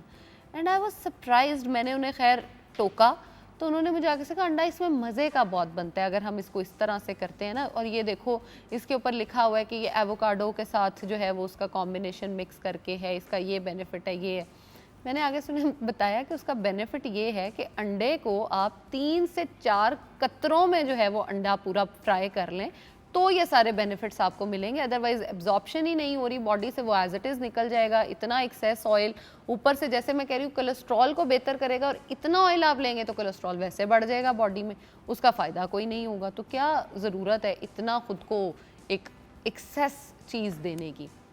अब ऑलिव का जैसे हम बात कर रहे हैं, ऑलिव खाली अगर आप खाते हैं, आजकल मुझे बड़ा अच्छा लगता है देखने में, हर पास्ता में यूज़ हो रहा है, पिज़्ज़ाज़ पे यूज़ होती हैं, टॉपिंग्स के तौर पे ऑलिव्स को बहुत कॉमनली यूज़ किया जा रहा है अब, जो कि एक अच्छी चीज़ भी लगती है देखने में। हाँ, लेकिन पाकिस्तान में भी ऑलिव्स उग रहे हैं, लेकिन यार वो बड़े कड़वे होते हैं, ग्रीन वाले बहुत कड़वे होते हैं। एक तो उनकी फार्मिंग में मतलब ज़मीन का ऑफ कोर्स फ़र्क है, दूसरा फार्मिंग प्रॉपर नहीं हो रही, तीसरा उनकी जो स्टोरेज है वो प्रॉपर नहीं है। देखो, मेरे पास फ्रेश ग्रीन ऑलिव्स आए, उनको अब मैं किस तरीके, उनका क्या करूं? मैं पढ़ रही थी ऑनलाइन कि एक ऑप्शन ये होता है कि आप उनको कट लगाएं, उनको सिरके में डाल दें, उसको पहले थोड़ा सा नमक लगाएं। जिस तरह आप अक्सर ऐसे होता है कि अगर आपने नींबू का अचार डालना है या हरी मिर्चों का डालना है, तो आपने हल्का सा उसके ऊपर नमक लगाया, थोड़ी देर उसको धूप में छोड़ दिया, थोड़ा सा वो ड्राई हो गया तो आपने उसको सिरके में डाल दिया और फिर आपने उस तरीके से उसे खाया। ठीक है, क्योंकि आई थिंक प्योर जैतून तो वैसे भी अगर आप दरख्त से उतार के खाएं तो वो कौड़ा ही होता है। प्योर जैतून एक तो थोड़ा सा टेंगी टेस्ट ऑफ कोर्स उसका आता है, कड़वाहट की टेस्ट में, लेकिन उसका फ़र्क ये आता है कि हम लोगों के यहाँ एक रिवाज है कि चीज़ आएगी तो बहुत ज़्यादा आएगी, नहीं तो आएगी ही नहीं। तो जैतून अगर इस तरह से हमें ऑलिव फ्रेश कहीं से आ भी जाते हैं तो उसकी स्टोरेज का इशू हम लोगों को वाकई बहुत ज़्यादा फेस करना पड़ता है और करना आता भी नहीं है। सबसे पहले तो वही चीज़ है कि आप उसको अच्छी तरह से धोएं, उसके बाद उसकी गुठली को रिमूव करके। ये देखिए ना, fresh olives are too bitter to eat और उनको क्योर करना पड़ता है कंजम्पशन के लिए।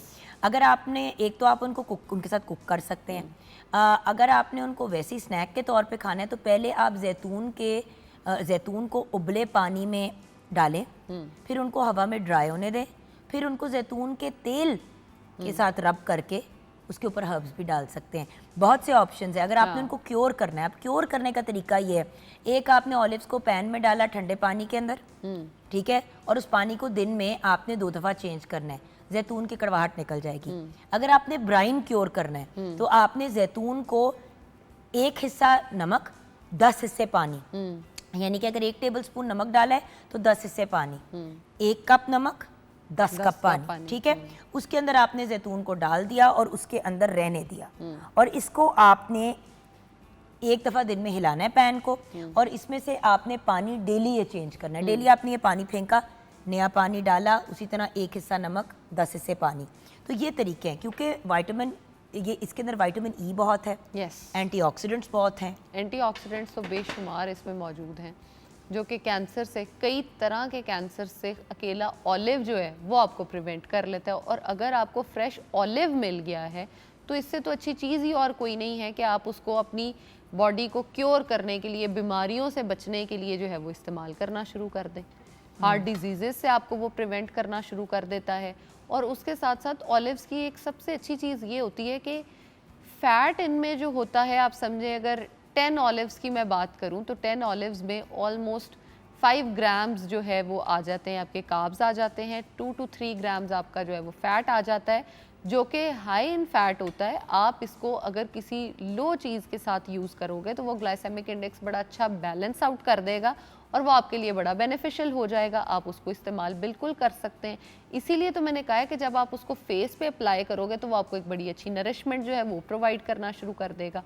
और उसके साथ साथ इसका जो, जैसे आप बात कर रही हैं ऑयल की, ऑयल का ना सिर्फ पकाने में, लगाने में, बल्कि इसको स्टोर करने में भी, जैसे अभी आपने उसमें बताया, हम इसको इस तरह से भी कर सकते हैं कि आपने ऑलिव्स को अच्छी तरह से वॉश किया और उसको पैट ड्राई करके ऑलिव ऑयल के अंदर ही आपने बॉटल में थोड़े से डाल दिए कट करके। जब भी आप खाना बनाने लगें या ऑयल ड्रिजल करने लगें, वो थोड़ा सा ऑयल आप उसके सारे खाने पे डाल दें और उसके अंदर आप स्पाइसेस मिक्स करके वो आपका बड़ा अच्छा सा वेल डन हो जाएगा। आप मीट बना रहे हो, स्टेक्स बना रहे हो, तो उसके अंदर ऑलिव ऑयल एक बड़ा रोल प्ले करता है, क्योंकि जब वो मीट के साथ, स्पेशली बीफ के साथ मिलता है, तो वो आपकी आयरन की एब्जॉर्प्शन जो है बॉडी में उसको बढ़ाता है। बट यार ब्लैक भी होते हैं, ग्रीन भी होते हैं। ग्रीन ऑलिव का ज्यादा, एक रेडिश कलर के भी आते हैं। मतलब ऑलिव्स की बहुत सी टाइप्स हैं। हम पाकिस्तान में सिर्फ ब्लैक और उससे ग्रीन से नहीं निकल पाते। बिल्कुल, और टाइप्स अवेलेबल नहीं है सच ब्लैक और ग्रीन। वो भी अब आके मेरा ख्याल है 2 से 3 साल में हम देखें तो अवेलेबल हुए हैं, अदरवाइज ये पहले नहीं थे। इवन ऑलिव का जो दरख्त है उसको कहा गया है कि ये बड़ी एक शिफा है उसमें। सुन ले जरा, how many types of olives are there? Hundreds, perhaps thousands. Olives की वैरायटीज पूरी दुनिया के अंदर है जैतून की, मगर 150 किस्म की ऐसी हैं जो कल्टीवेट की जाती हैं, उनको इस्तेमाल किया जाता है, उनसे जैतून का तेल निकाला जाता है। और जैसे कि आपने कहा, मिट्टी और वेदर कंडीशन से बड़ा फ़र्क पड़ता है। यस, उसके अकॉर्डिंगली वो जब हम कहते हैं ना कि वो ब्लैक ऑलिव और ग्रीन ऑलिव्स, तो मतलब टेक्निकली ग्रीन ऑलिव जो है वो सबसे बेहतरीन है, लेकिन कोई ख़ास उनमें फ़र्क नहीं है। यस, अगर मुकाबला लगाना है तो इतनी सी आधी इंची से रेस जीत गया ग्रीन। हाँ बिल्कुल। अच्छा, अब इसमें मिट्टी का वाकई बहुत बड़ा रोल है। जैसे हम बात कर रहे हैं कि वेदर चेंजेस बहुत ज़्यादा आए हैं, जिसकी वजह से हमारे बहुत ज़्यादा ट्रांजिशंस आए हैं, विंटर चेंजेस बहुत ज़्यादा आए हैं कि सर्दियाँ कम हो गई, गर्मियाँ बहुत ज़्यादा हो गई हैं। लेकिन आपने ये नोटिस किया है कि जो दरख्त हैं वो अपना कलर अपने टाइम पे चेंज करते हैं। ऑटम, स्प्रिंग, हर चीज़ अपने टाइम पे हो रही है। इसका मतलब ये है कि अभी भी हमारे पास टाइम है। चीज़ों ने अफेक्ट जो है वो सिर्फ हमारे इन्वायरमेंट को करना शुरू किया है। हम उसको कंट्रोल बहुत टाइमली, बहुत अच्छे से चीज़ों को कर सकते हैं, बजाय इसके कि वो हमारे सॉइल में भी जाना शुरू हो जाए और उसके बाद हम खाने से या जो चीज़ें हम अपनी बॉडी में लेके जा रहे हैं उससे भी हम जाएं।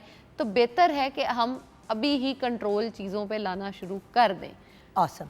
यहाँ पे हम ब्रेक की तरफ जाएंगे। ब्रेक के बाद जब वापस आएंगे तो जैतून आपको कॉन्स्टिपेशन से भी बताता है। कैसे, वो भी आपके साथ शेयर करेंगे। कुछ ऐसी टिप्स एंड ट्रिक्स आपके साथ शेयर करेंगे बालों के पॉइंट ऑफ व्यू से, क्या क्या चीज़ें आप कंज्यूम कर सकते हैं, कॉन्स्टिपेशन का कैसे हम जैतून से अपना इलाज कर सकते हैं, बिकॉज व्यूअर्स जैतून में शिफा भी बहुत है। It's an amazing amazing fruit by the way, Yes, not a it's a vegetable fruit. Like you said, it's a Yeah. Fruit, है तो फल। ब्रेक के बाद आएंगे और इस पे डिस्कशन करेंगे।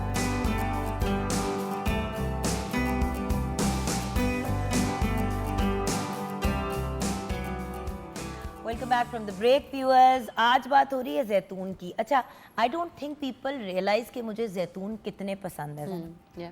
खाने में भी, जैतून का तेल इस्तेमाल करने में भी, आई मीन चाहे सैलड्स हों, चाहे मेन कोर्सेज हो। मुझे याद है एक ज़माने में कीटो डाइट करी थी, जो बिल्कुल भी नहीं करनी चाहिए बाय द वे, और one of my favourite dishes जो मैं उसमें बनाती थी, वो हैवी क्रीम के अंदर जैतून डाल दिए, फेटा चीज़ डाल दी, थोड़ा सा जैतून का तेल डाल दिया, और चिकन थाइस जो होते हैं उनको डाल के पैन के अंदर और उसके अंदर उल्टा दिया। Yum. 1 पॉट कुकिंग होती है, और प्रॉपर जैतून बड़े काले भी डाल दिए और हरे भी डाल दिए, और उसको बेक कर दिया। आपने भूख लगवा दी है। वो बना रही है ना कोई हांडी रोटी, क्या कर रहे हो पुत्र? जी, अफगानी चिकन कढ़ाई अफगानी चिकन Squeezing. कढ़ाई, जैतूनों जैतून हो गए। वैसे आज हमें जैतून वाली डिश बनानी चाहिए थी वैसे, By मैं the भी way, miss इस करी। डिश को भी बनाते हुए अगर आप फ्यू ऑलिव्स डाल देते हैं लास्ट में बिल्कुल, 5 जैसे मिनट हमने पहले, अभी वेजिटेबल्स ऐड किए हैं, बिल्कुल। जिस तरह वेजिटेबल अगर 5 मिनट पहले कुकिंग आप मुकम्मल होने से पहले ग्रीन ऑलिव्स डाल दें या ब्लैक डाल दें, तो वो बड़ा मज़े का फ्लेवर देगा, क्योंकि ये इतना मसाला हैवी नहीं है। बिल्कुल। जब आप देसी मसाले बहुत डाल देते हैं ना, उसमें जैतून की कॉम्बिनेशन ऑड लगती है। एग्जैक्टली। बट क्योंकि ये अफगानी चिकन कढ़ाई है, तो इसमें आप ऑलिव्स डाल सकते हैं। आमना खाना वैसे ही इतना अच्छा बनाती हैं, ऑलिव्स आ Thank you जाएंगे so तो और मज़ा आ जाएगा खाने का। अच्छा, कॉन्स्टिपेशन की बात हो रही थी, अभी ब्रेक से पहले मैंने टीजर दिया था। कॉन्स्टिपेशन कैसे रिमूव हो सकती है जैतून से? कॉन्स्टिपेशन का बहुत सिंपल इलाज है। बच्चों में, बड़ों में, बूढ़ों में, जिसमें भी कॉन्स्टिपेशन है, आप इसका बच्चों में 1 टीस्पून ऑयल और बड़ों में 1 टेबल स्पून ऑयल जो है वो बेशक आप दूध में डाल के दे सकते हैं या डायरेक्टली उसको कंज्यूम करवा सकते हैं बच्चों में, बड़ों में। देसी घी का बड़ा अच्छा रिप्लेसमेंट है, आप उसकी जगह इसको इस्तेमाल करें दूध में तो आपको बड़े अच्छे रिजल्ट्स देता है। क्योंकि बहुत सारे लोगों में हमने ये देखा है कि वो देसी घी की शायद स्मेल अच्छी नहीं लग रही होती, जिसकी वजह से वो कॉन्स्टिपेशन में रहना तो पसंद करते हैं लेकिन उसका इस्तेमाल नहीं करते। तो ऑलिव ऑयल बड़ी अच्छी रिप्लेसमेंट है उसकी। दूसरा, ऑलिव ऑयल को आप अगर, जैसे हम अक्सर कोकोनट ऑयल और ऑलिव ऑयल, ये 2 वाहिद ऑयल हैं जिनको हम मुंह की ओरल हेल्थ जो है या मुंह की सफाई के लिए हम कह सकते हैं, उसके लिए इस्तेमाल करते हैं। आपने सिंपल 1 टेबल स्पून मुँह में लिया और उसको आपने कम से कम 5 मिनट तक पूरे मुंह में इसको घुमाना है, स्क्विश जिसको हम कहते हैं करना है, एक साइड से दूसरी साइड, जो कि आपके मसूड़ों की हेल्थ के लिए बहुत अच्छा है। आपकी गम हेल्थ जो है, जिसमें गम ब्लीड होना लोगों का बहुत कॉमन होता है, उसको प्रिवेंट करने के लिए बहुत ज़रूरी होता है। और बहुत सारे जो है, जैसे अक्सर लोगों के ब्रिसल्स बहुत ज़्यादा बनते हैं, छाले बन जाते हैं, ठीक नहीं हो रहे होते, वो ऑफकोर्स विटामिन B12 का सप्लीमेंट या आप ले लें या आप ऑलिव ऑयल को वो उसमें इस्तेमाल कर लें, स्क्विश कर लें, तो दोनों चीज़ें जो है वो आपकी क्योर कर सकती हैं उस चीज़ को। और जर्म किलिंग, का कंट्रोल जो है वो बड़ा ज़बरदस्त हो जाता है। तो अगर ऑलिव ऑयल को सुबह उठते ही निहार मुँह 1 चम्मच आप लें, अच्छी तरह से मुंह में उसको घुमाएं 5 मिनट तक, तो आपके मुंह की हेल्थ बहुत अच्छी हो जाती है सिर्फ इसी के इस्तेमाल से। दूसरा, अच्छा, एक बात मैंने ज़रूर कहनी है कि ये एक ऐसी अमेजिंग चीज़ है। आप सोचें व्यूअर्स कि यूजुअली हम जब भी किसी चीज़ की बात कहते हैं तो कहते हैं डायबिटीज़ में, हार्ट प्रॉब्लम में, स्ट्रोक में, कैंसर में क्या ये चीज़ इस्तेमाल हो सकती है? ये वाहिद चीज़ है जो एक्चुअली इन चीज़ों के इलाज में, बिल्कुल नेचुरल इलाज में भी इस्तेमाल की जाती है। तो ये भी एक बड़ी इंपॉर्टेंट चीज़ है।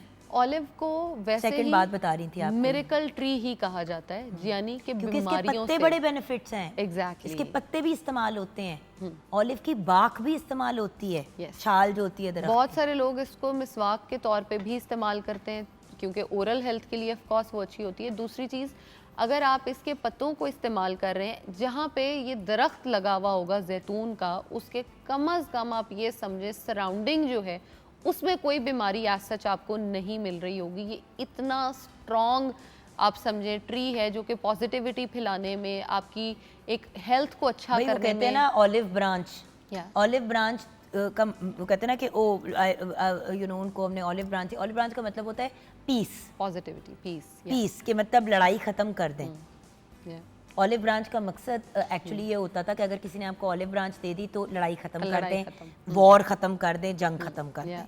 सो ऑलिव की तो बहुत ही वो चीज़ है। देखिए हार्ट हेल्थ आपने कहा, फिर इसके अंदर हेल्दी फैट्स हैं जो हम सबकी ज़रूरत है। ओमेगा 3 फैटी एसिड्स इसमें बहुत अच्छी अमाउंट में मौजूद होते हैं, जो कि हम अक्सर ये कहते हैं फ़िश खाएंगे तो ओमेगा 3 लेंगे या ओमेगा 3 के सप्लीमेंट्स लेंगे। अच्छा, पेट भी भर देता है? हाँ, आपने 4 से 5 मैक्सिमम ऑलिव खाने हैं और आपका स्टमक फुल है। आपको किसी और एज सच स्नैक की ज़रूरत नहीं पड़ रही होगी। आप अपने साइड टेबल पे रख लें, सुबह उठते ही खा लें, स्नैक के टाइम पे इसको खा लें, तो आपको और आपके ब्लड शुगर को भी मेंटेन करती है, of course insulin diabetes spikes को मैनेज करती है। बिल्कुल, जिन लोगों में इंसुलिन के स्पाइक बहुत ज़्यादा आ रहे होते हैं, जिनकी बिल्कुल बैलेंस आउट नहीं हो रही होती इंसुलिन, अगर आप डेली ऑलिव खाना शुरू कर देते हो तो आपका डायबिटीज़ जो है वो रिवर्सल अब के तौर पे तरीका चलता बताओ, है। अगर कोई नॉर्मल इंसान जिसके कोई हेल्थ इश्यूज नहीं है जैतून का अपनी ज़िंदगी में इस्तेमाल करना चाहता है, बार बार व्यूअर्स कह रही हूँ, रॉ कच्चा जैतून बहुत कड़वा होता है Yes. और मतलब दिल ही कड़वा कर देता है। सो रॉ को नहीं इस्तेमाल करना, या तो ब्राइन में या क्योर्ड हो या कुक्ड हो, वो मैंने आपके साथ बहुत से ऑप्शन शेयर किए अभी अर्लियर भी जब हम बात कर रहे थे, लेकिन किस तरह से कंज्यूम करें? एक सिंपल तरीका तो यही है कि जैसे आपको मार्केट से मिल रहा है, आप उसको ले आएँ घर पे और आप उसको एज इट इज़ जो है वो 2 से 3 ऑलिव वॉश करके रख लें, क्योंकि ऑफ कोर्स वो सिरके में होते हैं। आप उनको निकाल के बाहर रखें, किसी बाउल में डाल दें, उसके अंदर पानी में सोक कर दें उसको। आहिस्ता आहिस्ता उसका जितना विनेगर है हर चीज़ उसमें से निकल जाएगी और वो ऑलिव जो है वो आपके बिल्कुल साफ़ हो जाएंगे, आप उसको इस्तेमाल कर सकते हैं। अदरवाइज़ आप ऑलिव्स को जैसे ये साफ़ हो गए हैं, आप उसको कट करके अपने खानों में, अपने सैलड्स में, जैसे दोपहर को मैं अक्सर कहती हूँ कि फ़ाइबर का एक अच्छा इनटेक जो है वो ज़रूर करें, तो ऑलिव जो है वो आप उसमें भी इस्तेमाल कर सकते हैं। अगर ऑलिव्स खाना नहीं पसंद तो ऑलिव ऑयल जो है वो लगा लें। अगर ऑलिव ऑयल भी नहीं पसंद तो सिंपल अपने नाश्ते में या अंडा ऑलिव ऑयल में बना लें, या अपनी ब्रेड को टोस्ट करने के बाद उसके ऊपर फ्यू ड्रॉप्स जो है वो ऑलिव के लगा दें, तो वो आपके लिए बेहतरीन एक फैटी सोर्स भी हो जाएगी और आपके बच्चे की ब्रेन हेल्थ को, ओमेगा 3 यही तो काम कर रहा होता है कि आपके जितने सेल्स होते हैं उनको बड़ा एक्टिवेट कर देता है। इवन यादाश्त जो है, आपकी मेमोरी बहुत जिनकी लॉस हो रही होती है या स्ट्रॉन्ग नहीं होती बहुत मेमोरी, अगर आप उनमें ऑलिव्स का इंटेक कराना शुरू करते हैं तो मेमोरी स्ट्रॉन्ग करने में बहुत हद तक जो है ये आपकी हेल्प करता है। और उसमें होता यही है कि आपने सिंपल आम रूटीन में ही खाना है, कोई एक्स्ट्रा चीज़ तो आपने ऐड ऑन नहीं करनी। जैसे गुटली की हम बात कर रहे थे, उसकी सिंपल आपने ड्राई करना है, उसको ड्राई करने के बाद आप उसको ग्राइंड कर लें या पहले उसको उसमें तोड़ लें, जो आपका ये वो होता है डंडा जो होता है, हाँ, या सिलबट्टा, वही। चल्लू बट्टा, क्या होता है? सट्टू बट्टा, सट्टू पट्टा, बट्टा बट्टा बट्टा, वो जो भी आलू आलू पराठा, उसमें कर हाँ। लें उसमें कर लें और उसके बाद उसको ग्राइंड कर लें और उसकी आपने एक चुटकी डेली जो है वो दूध के साथ या गर्म पानी के साथ कंज्यूम करना शुरू कर दें, तो ये आपकी जितने भी हार्ट के इश्यूज़ हैं, ब्लड प्रेशर के इश्यूज़ हैं, उनको ख़त्म करना शुरू कर देगा। कोलेस्ट्रॉल जो है उसको लोअर करना शुरू कर देगा। वो भी नहीं पसंद आता, कुछ करने का दिल नहीं करता और एंटी एजिंग भी करनी है और हेल्दी लाइफ की तरफ भी आना है, तो इसके पत्तों का कावा जो है वो पीना शुरू कर दें। बहुत सारे ब्रांड्स का जो है वो अवेलेबल है मार्केट में, आप ऑलिव के जाके मांगे उनसे जैतून के पत्ते, तो आपको उसका पता चल जाएगा।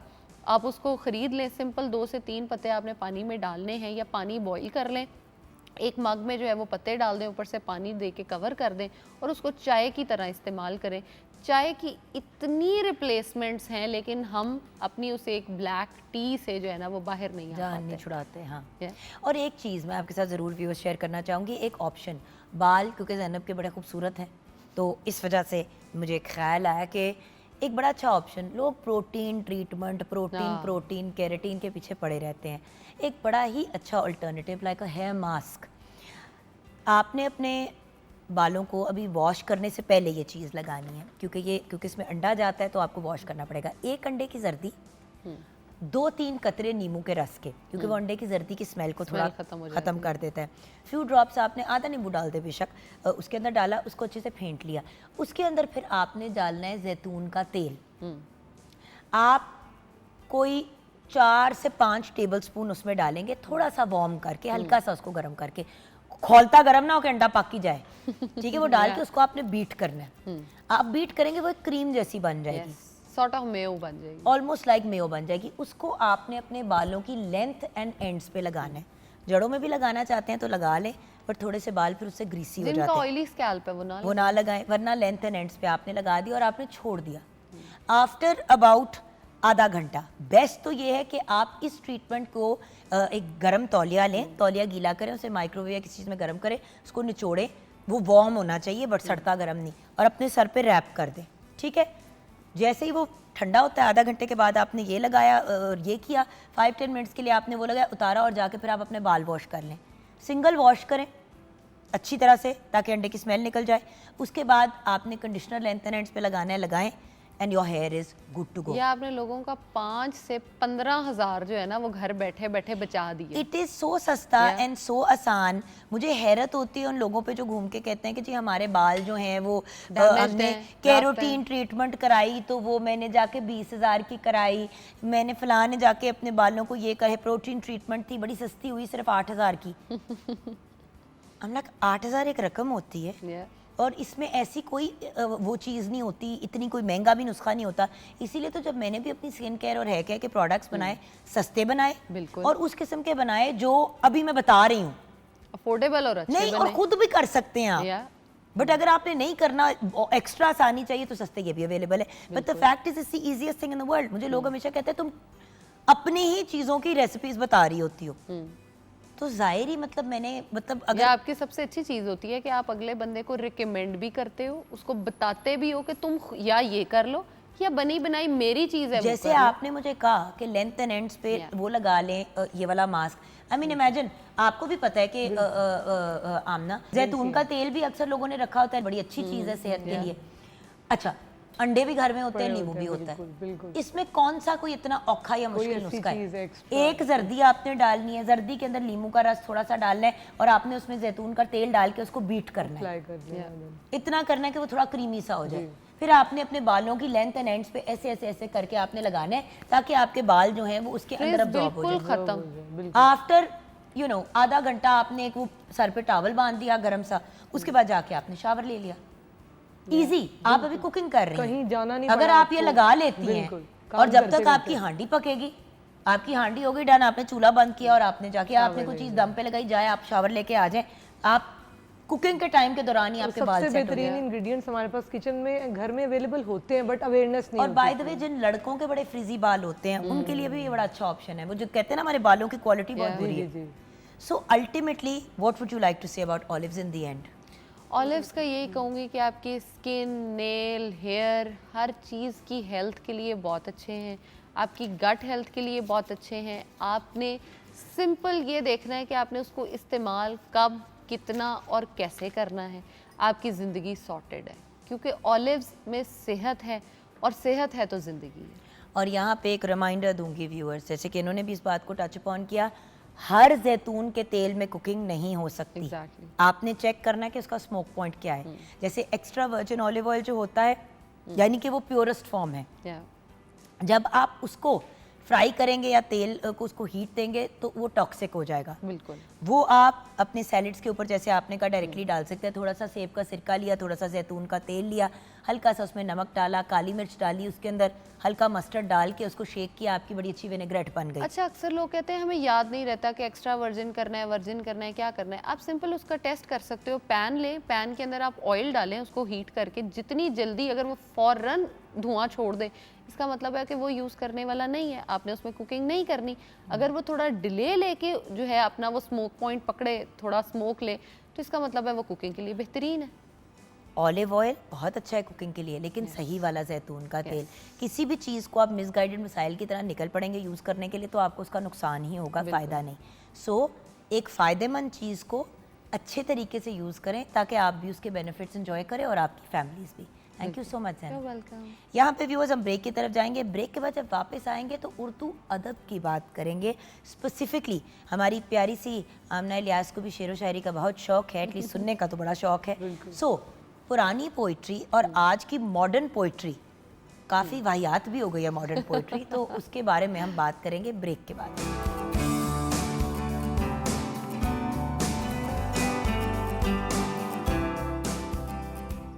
Welcome back from the break viewers. 3 बहुत ही ब्रिलियंट और अकम्पलिश्ड पर्सनालिटीज़ हमारे साथ हैं। आइए उनसे मुलाकात करते हैं। जैसे कि ब्रेक से पहले आपसे वादा किया कि आज हम शायरी पे बात करेंगे और ये जो मॉडर्न शायरी है इसको मैं समझने की कोशिश करूँगी, क्योंकि जैसे कि आप जानते हैं व्यूअर्स, माशाल्लाह मैं काफ़ी नालायक हूँ, उर्दू पढ़नी तक नहीं आती अनफॉर्चुनेटली, अभी भी रोमन में पढ़ती हूँ। और मेरे जैसा बंदा इस स्टेज पे लाइफ में बहुत ज़्यादा ये फील करता है कि काश पेरेंट्स ने इस चीज़ पे तवज्जो दी होती, और इसीलिए मैंने अपने बच्चों पे बहुत ज़्यादा इस चीज़ का फोकस रखा है कि इनको उर्दू भी पढ़नी आनी चाहिए, पंजाबी भी बोलनी आनी चाहिए। अंग्रेज़ी तो अपनी जगह है ना, वो तो सीख ही लेंगे स्कूलों में, प्रायोरिटी अपनी लैंग्वेज होनी चाहिए। लेकिन जो लोग इस ज़बान को पढ़ना भी जानते हैं, बोलना भी जानते हैं, वो उसको बिगाड़ते क्यों है, ये नहीं मुझे समझ आ रही। अगर मुझ जैसे नालायक तो आजकल की शायरी सुन के मतलब हॉल उठते हैं कि ये क्या है, और अगर ये मेरे किसी बच्चे ने सुन लिया और ये रिपीट कर दिया तो उनको तो जूते पड़ेंगे स्कूल के अंदर। सो हो क्या रहा है, आइए कुछ ब्रिलियंट और अकम्पलिश्ड लोगों से जानते हैं। मोहम्मद सलीम सागर हमारे साथ हैं, बेहतरीन पोइट और सिविल सर्वेंट। अस्सलाम वालेकुम। वालेकुम अस्सलाम। Then we have with us the lovely Saima Aftab Sahiba, poetess and civil servant. अस्सलाम वालेकुम मैम। बहुत शुक्रिया। वालेकुम सलाम। ਹੁਣ ਤੁਸੀਂ ਐਕਟਰਸ ਤੇ ਮਾਡਲ ਜ਼ਿਆਦਾ ਲੱਗ ਰਹੇ ਹੋ, ਸਿਵਲ ਸਰਵੈਂਟ ਤੇ ਕਮ ਹੀ ਲੱਗ ਰਹੇ ਹੋ, ਲੇਕਿਨ ਚਲੋ ਅਸੀਂ ਬਾਅਦ ਵਿੱਚ ਗੱਲ ਕਰਾਂਗੇ। Then we've got doctor Shabbir Hasan. He is a poet, शायर भी हैं, प्रोफेसर भी हैं और एक ब्रिलियंट ट्रांसलेटर भी हैं। पंजाब यूनिवर्सिटी से उर्दू शायरी में डॉक्टरेट किया हुआ है। मुल्की और बैनुल अक़वामी रिसर्च जर्नल्स में अदब और शायरी पर रिसर्च आर्टिकल्स भी लिखते हैं। आपसे तो सर बहुत सवाल करने हैं। अस्सलाम वालेकुम। जी वस्सलाम, बहुत शुक्रिया आपका। डॉक्टर साहब आपसे ही शुरू करते हैं, शायरी है क्या?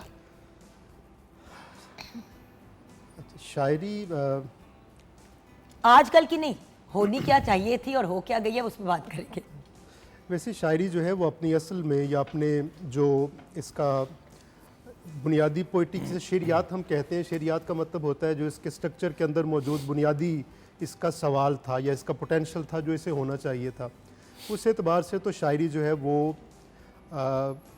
एक काउंटर है कहीं भी मौजूद बदसूरती के ख़िलाफ़। वो बदसूरती जो है वो जो अगलीनेस है वो जस्टिस में हो सकती है, आपके सोशल सेटअप में हो सकती है, रिलेशनशिप में हो सकती है। It can be found everywhere, anywhere. जहाँ कहीं भी कोई भी तवाज़ुन ख़राब है तो शायरी उसके ख़िलाफ़ एक क्रिएटिव रद्द अमल है, उसके ख़िलाफ़ एक क्रिएटिव जो है जवाब है उसका शायरी है। उसके बाद ज़ाहिर है ये एक टेक्निकल चीज़ है और ये ख़ास लोग जो है वो इस टेक्निकलिटीज़ के साथ जो है वो पैदा होते हैं, इस तरह के पोटेंशल लेकर पैदा होते हैं। तो शायरी अदब का एक जो है वो अदब के दो बड़ी ब्रांचेस बनती हैं, जिसमें से एक जॉनर जो है वो बड़ा जो है वो अम्ब्रेला उसका वो प्रोज़ का होता है और दूसरा अम्ब्रेला जो है वो पोइट्री का होता है। ज़ुबान के साथ इसका बड़ा गहरा ताल्लुक़ होता है, कल्चर के साथ इसका बड़ा गहरा ताल्लुक़ होता है।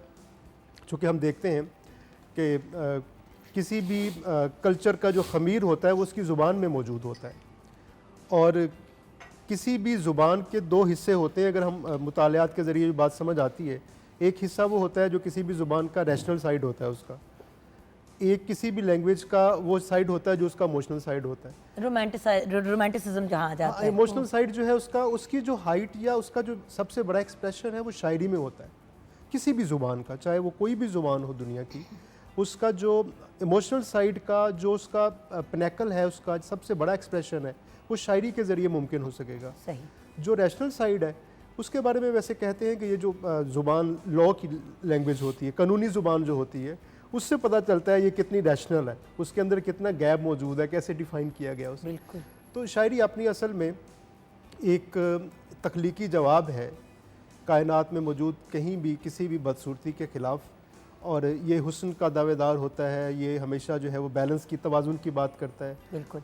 और ये हमेशा हर तरफ जो है वो खूबसूरती का और खैर की नुमाइंदा है शायरी अपनी असल में। तो मैडम इसी बात को आगे ले जाते हुए इसमें मैं ये ऐड करना चाहूँगी कि अपने ज़ाती तजर्बे की बुनियाद पे तो मैं ये कहूँगी कि ये एक लाशऊरी तौर पे एक प्रोसेस है जो आप स्टार्ट करते हैं अपनी ज़िंदगी में होने वाले तजर्बात, मुशाहिदात और उनको सामने रख कर। और वो जहाँ तक ये बात है कि ये नेचुरली एक टैलेंट आपके अंदर मौजूद होता है एक शेर कहने का, और वो उसको आप फिर रिफ़ाइन करते हैं रियाजत से, अपनी मेहनत से। लेकिन मेरा ये ख़्याल है कि ये आपके अपने इर्द गिर्द होने वाले तजर्बात और मुशाहिदात को एक शेरी शक्ल देना और लाशऊर से उसके लिए जो है आपको मदद आती है, और ये एक सब कॉन्शियसनेस और कॉन्शियसनेस इसको के हम दरमियान आमद का कहते काम है। हैं। जी बिल्कुल It's an बिल्कुल, आमद। यस। आमद ज़रूर शायरी की एक जो है मेजर जो फोर्स है वो आमद है, और उसके बाद आपकी अपना मेहनत है जिससे आप क्राफ्ट वो अचीव करेंगे कि आपकी चीज़, आपका शेर जो है वो असर करे और कम्युनिकेट हो और पब्लिक या लोग उससे रिलेट कर सकें अपनी ज़िंदगियों में। एग्जैक्टली और कुछ ऐसे शायर हैं जिनकी पोइट्री उस वक्त भी उतनी ही पर्टिनेंट थी जितनी आज है। बिल्कुल। जैसे कि अगर हम फैज़ अहमद फैज़ साहब की बात करें, जॉन एलिया साहब की बात करें, ऑब्वियसली डिफरेंट स्टाइल्स हैं इनके, लेकिन अप्लाई आज भी करती है। अल्लामा इकबाल की बात करें तो उनकी भी पोइट्री आज भी अप्लाई करती है। बट सागर साहब, आपसे सवाल की जगह फरमाइश करनी है। अगर हम बात कर रहे हैं शेर व शायरी की तो फिर आप लोगों से भी तो सुनना ज़रूरी है ताकि लोगों को समझ आ जाए सही और गलत में तमीज़। जी सर। पहले तो ये कि मैंने कहीं पढ़ा था कि poetry is the spontaneous overflow of emotions in the form of words.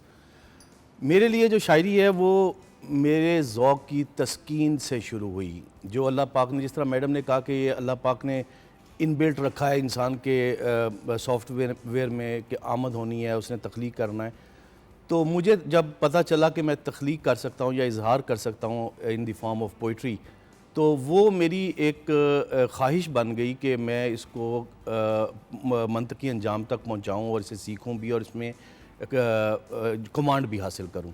तो पोइट्री जो है वो बेसिकली मेरे लिए मेरे ज़ौक़ की तस्कीन का मामला है। अब मैं कुछ अपने कुछ अशार जो है आपकी नज़र करता हूँ। जी सर। सुबुक रफ्तार लम्हों की हदें तरतीब देता हूँ, सहर के सांस गिनता हूँ, शबें तरतीब देता हूँ। मेरे लोगों की फितरत में यजीदी वस्फ शामिल है, वही मुझको मिटाते हैं जिन्हें तरतीब देता हूँ। खिजाने खुश्क पत्तों में सदाएं बांट रखी हैं, मैं इनकी सरसराहट से धुनें तरतीब देता हूँ। तुझे सोचूं तो पहलू से सरक जाता है मेरा दिल, सो दिल पर हाथ रख कर धड़कने तरतीब देता हूँ। वाह, क्या बात है sir, absolutely beautiful. Thank you. शायरी अब डिफाइन तो हमने कर लिया, लेकिन मुझे ये बता दें कि जो आजकल हो रहा है क्या वो शायरी है? औखा सा अजीबो गरीब किस्म का सवाल है सर आपके पास। डॉक्टर साहब हमेशा आपके पास ही मुश्किल सवाल के लिए आऊँ। अच्छा, जो आजकल हो रहा है उसमें शायरी भी शामिल है। हम सर देखिए, मुझे लग रहा है जैसे तब होता था ना कि एक ज़माने में थिएटर होता था जो फैमिलीज जाके देखते थे, हम लोग बड़ा एंजॉय करते थे। देखिए लाइक आई सेड, मैं एक नालायक इंसान हूँ, मैं आप जैसे बड़े बड़े लोगों को बुलाती हूँ ताकि मैं अपनी नॉलेज में इजाफा कर सकूँ और मेरे व्यूअर्स भी कुछ मज़ीद। देखिए यही तो लर्निंग इस उम्र पे फिर इसी तरह बंदा सीखता है लोगों से। So my only point and my only question है कि जब छोटे होते थे तो सुना होता था कि वो कभी कभी हम देखने भी जाते थे प्लेज वगैरह, अलहमरा में बड़े अच्छे लगते थे। अब जो थिएटर लग रहा है उसको आप थिएटर नहीं बुला सकते, वो कुछ अजीब वाहियाती चल रही है। तो शायरी भी आप पता नहीं क्यों लगता है इतने अजीब अजीब पहली लाइन बड़ी अच्छी होती है, अगले पे आपका तरा ही निकल जाता है कि हाय अम्मी ने सुन लिया है, घर वालों ने सुन लिया तो थप्पड़ फैमिली के पड़ेगा। साथ बैठी हूँ मैं तो मुझे क्या पता कि दूसरा मिसरा क्या हो सकता है। आप घबराए हुए होते हैं। असल में ये सवाल चूँकि फिर मेरे कोर्ट आ चुका है कोर्ट में, तो मैं जरूर इस पे कहूँगा। हसीना मैम आपसे भी यही सवाल है और सर आपसे भी यही, इसलिए ज्यादा आप लोग हम easy इसका ना अपनी होएं। बारी पे जवाब देंगे। डॉक्टर साहब पे पहली गोली चलेगी, बाकी दोनों आप दोनों को ही लगेगी। जी बिल्कुल ठीक है। वो यूँ है कि पहले शायरी में हम देखते हैं जो शेर व सुखन की रवायत है हमारी उर्दू शायरी में भी, उसमें सामने आने तक, शेर सामने आने तक और शायर सामने आने तक कोई 20 साल का अरसा गुजर जाता था कम अज़ कम। उसमें ये होता था कि एक ने सीखा, उसके बाद फिर उसे बार बार सुनाया, फिर उसके बाद तरबियत हुई, तरबियत होती जाती थी, असातिज़ा टोकते थे और उसके बाद रोकते थे और बताते थे कौन से मज़ामीन हैं जो हमें कहने चाहिए। बल्कि ये बड़ी मारूफ बात है शायरों में कि हमें ये तो नहीं पता होता एक शायर को जब वो लिखने बैठा है कि उसने क्या लिखना है, लेकिन वो अपने लिए ज़रूर ये चीज़ें ये तय करता है, हदें तय करता है कि मैंने क्या नहीं लिखना है, तो ये उसे पहले पता होना चाहिए। तो इसकी तरबियत हुआ करती थी। अभी मैं I will just put it back on the social media and the other things कि अब हमारे पास एक फास्ट मीडियम आ गया है फौरी तौर पे सामने आने भाई, आप टिकटॉक शायर हैं सिर्फ। जी ऐसे बिल्कुल। और जितनी स्टूपिड और जितनी फजूल बात करते हैं उतने ही ज्यादा पॉपुलर हैं। इनमें से वो लोग जो अभी गंदी गंदी बातें, ऑब्सीन किस्म की चीजें शायरी में वो बात कह देते हैं जो अगर नॉर्मली कोई बंदा किसी के सामने बैठ के करता तो टांट लगनी थी मुंह पे किसी घर वाले से एक्चुअली। ये बात and I don't even understand Urdu शायरी उस लेवल पे सर। अगर मेरे जैसा कह रहा है तो हमारे बड़े और हमारे बुजुर्ग कितने ऑफेंड होते होंगे सर। उसमें ज़ाहिर तरबियत के बगैर आए हुए लोग हैं।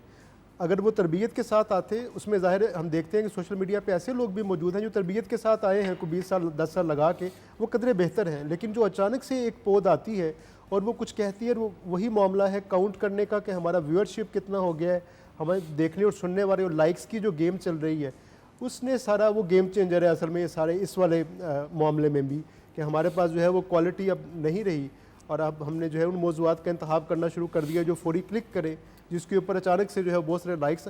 ये सिर्फ शायरी के साथ वैसे नहीं है। लेकिन सर बात एक सोचने वाली है। मैं कोई स्टूपिड सी बात लगाती हूँ, ना करे ना शेयर, ना करे लाइक, हमें भी तो पसंद है ना फजूल गंदी गंदी हरकतें करने का। यही तो बात है सारी।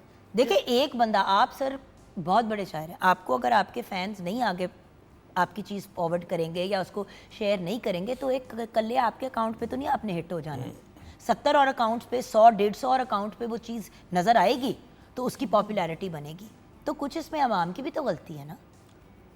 आवाम की गलती ये है कि जब आप एक चीज़ को बार बार देखते जाते हैं, सुनते जाते हैं, तो हमें एंटरटेनमेंट का हमारा जो मिजाज बन चुका है इस वाले सारे एरा में, सोशल मीडिया के हमारी तरबियत हुए बगैर हम सोशल मीडिया में हमने प्लंज कर दिया है। तो उससे हमें ये बना कि हमारा मिजाज ही ऐसा बन चुका है जिसमें हमें कोई 1-1.5-2 मिनट में कोई रील चाहिए, उसके अंदर यही सारी चीज़ें जो हम पहले ढूंढ के निकालते थे हमें वो मिल जाए उसके अंदर, जिसमें हमारा चस्का पूरा हो जाए और हमें जो है वो आ जाए तो हम उसे उठा लेते हैं। और मेरा ख्याल है कि इन्हें सुनने वाले लोग जो हैं वो भी उसी एज ग्रुप के और उसी तरह के मैच्योर हैं जिस तरह के बाकी लोग हैं। तो एक संजीदा तबका अभी भी संजीदा लोगों को सुनने के लिए मौजूद रहता है। आप अपनी सिलेक्शन ही देख लीजिए, जो आप लोगों को बुलाते रहते हैं, इनवाइट करते हैं, तो ये अब हमेशा यहाँ एक तबका मौजूद है जो उन लोगों को भी सुनने को तैयार है जो बेहतर लिखते हैं और जिन्हें कम सुना जाता है। लेकिन सर वो इसलिए भी है ना क्योंकि हम स्टेट चैनल हैं, तो हमारी आगे से पकड़ भी है। हमें 20,000 लोग ऊपर हमारी मैनेजमेंट में देख रहे हैं जिन्होंने कहना है कि बेटे दिमागी तवाज़ुन ठीक था, इसीलिए इमरान भाई हैं वो ये वाला एरिया देखते हैं। क्योंकि मुझे अगर कोई कहे तो शायद मैं जाके देखूं कि भाई टिकटॉक पे इसकी इतनी फॉलोइंग है, इसको बुला ले, इसको बुला लें। और अक्सर एंकर देखे, हम एक एंकर है, हम मॉडरेटर है। अगर हम ऑल नोइंग ऑल सीइंग होते तो फिर तो हम कुछ और ही होते। हम तो बेसिकली एक मॉडरेटर है ना। हम यहाँ पे बैठे हैं, हम अपने थ्रू लोगों को सिखाते हैं, आप लोगों जैसे भले लोगों से, पढ़े लिखे लोगों से सीख के, right. But the problem is that इस वक्त पॉपुलैरिटी सिर्फ सोशल मीडिया के पॉइंट ऑफ व्यू से देखी जा रही है, वायरलनेस के पॉइंट ऑफ व्यू से देखी जा रही है। लेकिन व्यूअर्स हमेशा याद रखिएगा, जो लंबी रेस का घोड़ा होता है ना, उसको वायरल होने की टेंशन नहीं होती, बहुत अच्छी। उसको अपने ऊपर बड़ा एतमाद। और ये बात मुझे मेरे बाबा ने कही थी, कवि खान साहब, जो मेरे मुंह बोले फादर थे, अल्लाह उनको जन्नतुल फिरदौस में आला मकाम अता फरमाए, आमीन। अब हमेशा कहते थे कि बेटे लंबे रेस का घोड़ा बनना है, ये स्टूपिड बेवकूफ़ वाली चीज़ों में नहीं पढ़ना। सो आपसे मैम कुछ आपका लिखा हुआ सुनेंगे। मुझे पता है बड़ी बड़ी बैठी हैं इस गुफ्तगू के पॉइंट ऑफ व्यू से, लेकिन वो मैं आपको साह लेने का मौका दूंगी। पहले मैं आपसे कुछ सुनना चाहूंगी आपके खूबसूरत से होठों से। मैं आपको अपनी एक गज़ल से कुछ इशार पेश कर देती हूँ कि आ जाता है खुद पास, बुलाना नहीं पड़ता। आ जाता है खुद पास, बुलाना नहीं पड़ता। मिलने के लिए हाथ बढ़ाना नहीं पड़ता। वाह, कुछ ऐसी सहूलत से मकीं दिल में हुआ वो, कुछ ऐसी सहूलत से मकीं दिल में हुआ वो, मुझको भी मेरी जात से जाना नहीं पड़ता। वाह। और इस शहर से उस शहर तलक सीधी सड़क है, क्या बात। इस शहर से उस शहर तलक सीधी सड़क है। फिलहाल तो रास्ते में जमाना नहीं पड़ता। और ये खास रियायत है कि अब देश में अपने, ये खास रियायत है कि अब देश में अपने गम मुफ्त में मिलता है, कमाना नहीं पड़ता। ये खास रियायत है कि अब देश में अपने गम मुफ्त में मिलता है, कमाना नहीं पड़ता। और अब लोहा उगाते हैं दरख्तों की जगह हम। लाहौर के मौसम को देखते हैं, अब लोहा उगाते हैं दरख्तों की जगह हम। कोयल को भी अब शोर मचाना नहीं पड़ता, आए, आ जाता है खुद पास, बुलाना नहीं पड़ता। वाह, एब्सोल्युटली ब्यूटीफुल। इस नोट पे हम ब्रेक पे जाएंगे, ब्रेक से वापस आएंगे। इतनी इन्होंने अच्छी अच्छी लेकिन दिल को लर्जा देने वाली बातें कही हैं, ज़रा मुझे पता है मैं बिल्कुल गलत अल्फाज यूज़ करी हूँ। ब्रेक के बाद वापस आएंगे।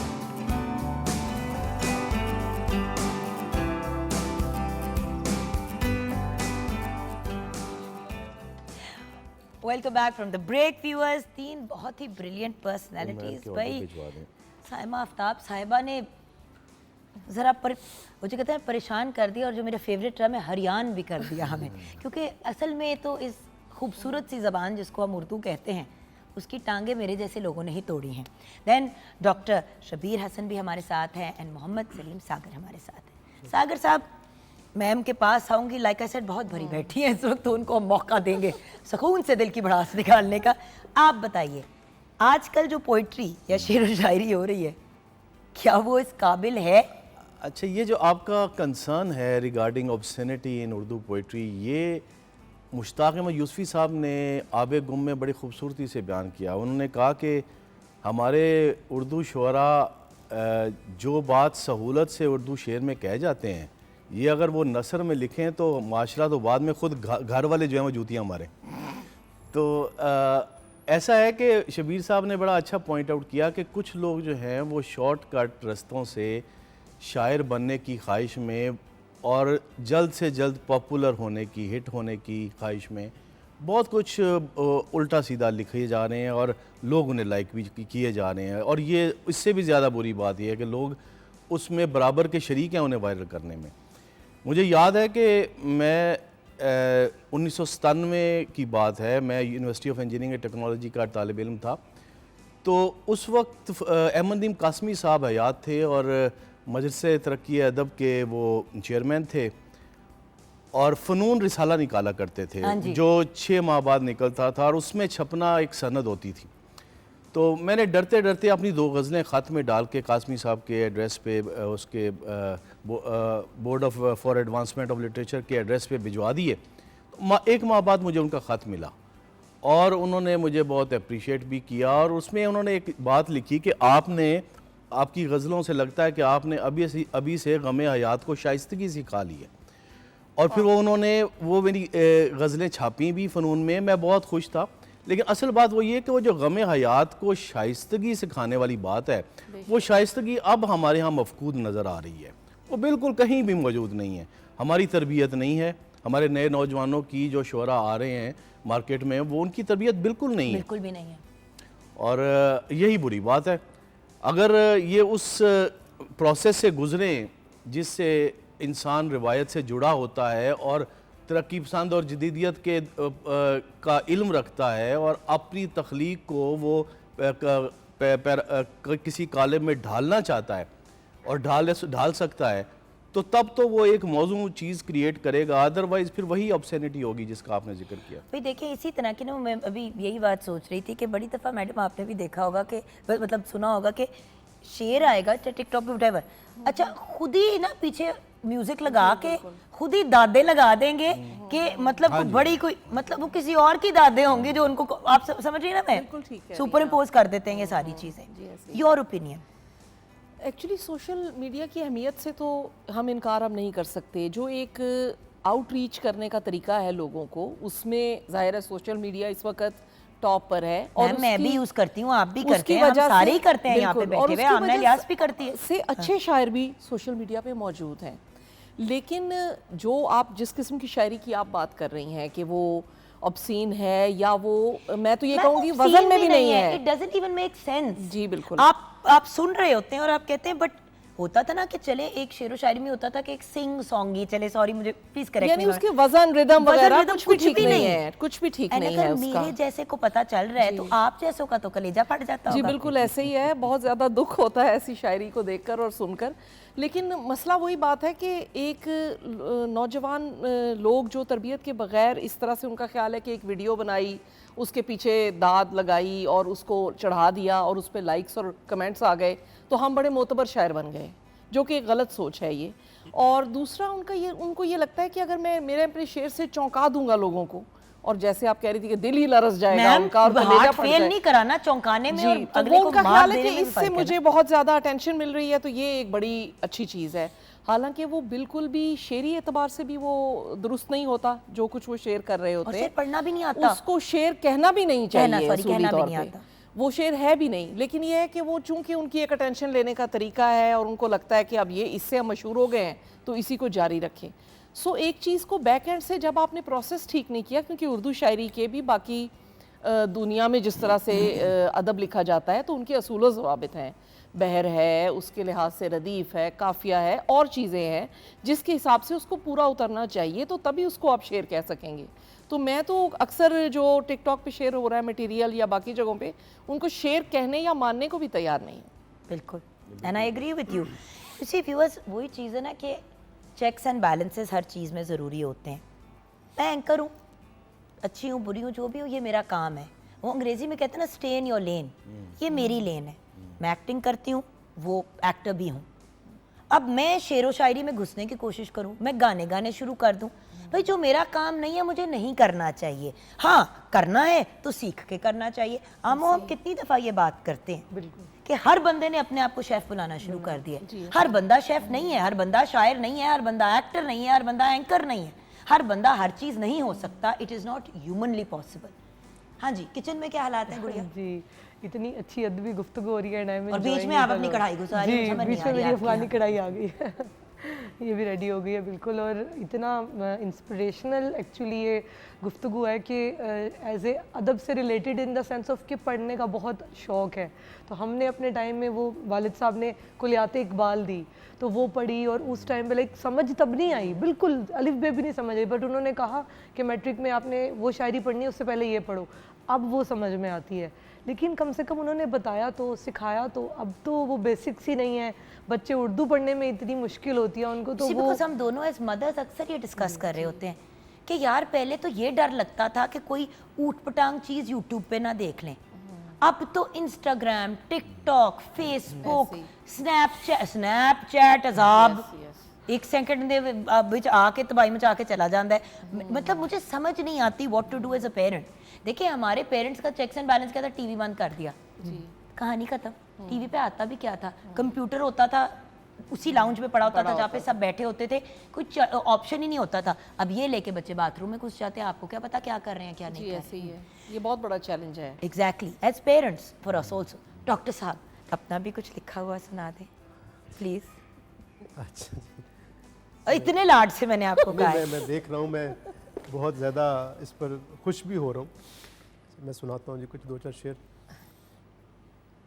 मुझे दो रंग भरने की इजाज़त मैं बनाता हूँ, मुझे दो रंग भरने की इजाज़त मैं बनाता हूँ, जहाँ बनती नहीं है कोई सूरत मैं बनाता हूँ। क्या बात, वाह तुम्हें तो ठीक से बर्बाद करना भी नहीं आता, वाह, तुम्हें तो ठीक से बर्बाद करना भी नहीं आता, चलो पीछे हटो अपनी ये हालत मैं बनाता हूँ। वाह वाह, तुम्हें तो ठीक से बर्बाद करना भी नहीं आता, चलो पीछे हटो अपनी ये हालत मैं बनाता हूँ। घड़ी की सुइयां, आपने तो घड़ी भी बड़ी शानदार लगाई हुई है, बहुत क्लासिक। हाँ बड़ी क्लासिक। घड़ी की सुइयां तरतीब में टिक टिक बनाती हैं, घड़ी की सुइयां तरतीब में टिक टिक बनाती हैं, मगर ये जागने सोने की आदत मैं बनाता हूँ। वाह क्या बात है। मगर ये जागने सोने की आदत मैं बनाता हूँ। मेरी हमदम को शिकवा है कि मैं कुछ भी नहीं करता। ये हर किसी की हमदम की शिकायत है। हाँ देख भी रहे होंगे ना। मेरी हमदम को शिकवा है कि मैं कुछ भी नहीं करता, मेरे बच्चे समझते हैं कि किस्मत मैं बनाता हूँ। वाह क्या बात है। मेरी हमदम को शिकवा है कि मैं कुछ भी नहीं करता, मेरे बच्चे समझते हैं कि किस्मत मैं बनाता हूँ। कोई और बनाने वाला रह तो नहीं गया? बहुत शुक्रिया। ब्रिलियंट, एब्सोल्युटली तेरे हाथों की ब्यूटीफुल। हाँ वो ये था एक। Beautiful. Thank you so much. आप लोगों का शुक्रिया तो अदा करना है, लेकिन जाने से पहले आपसे फरमाइश ज़रूर करनी है कि फाइनल फरमाइश कि अपने जूनियर्स को और फ्यूचर पोइट्स को कोई पैगाम दे दे, खुदा का वास्ता है। माएँ बड़ी परेशान घरों में बैठी हैं। व्यूअर्स, कसम से पहले डर लगता था कि कोई चीज़ अजीब सी बच्चे निकाल के ना देख लें, अब तो हर चीज़ छुपानी पड़ती है और ढूंढना पड़ता है कि कोई तमीज़ की चीज़ मिल जाए। सर, क्या कहना चाहेंगे हमारे अपने फ्यूचर जनरेशंस को? फ्यूचर जनरेशन्स को उनके हाल पर छोड़ दें ताकि वो ख़ुद किसी कसौटी से गुज़र कर कुछ सीख जाएं।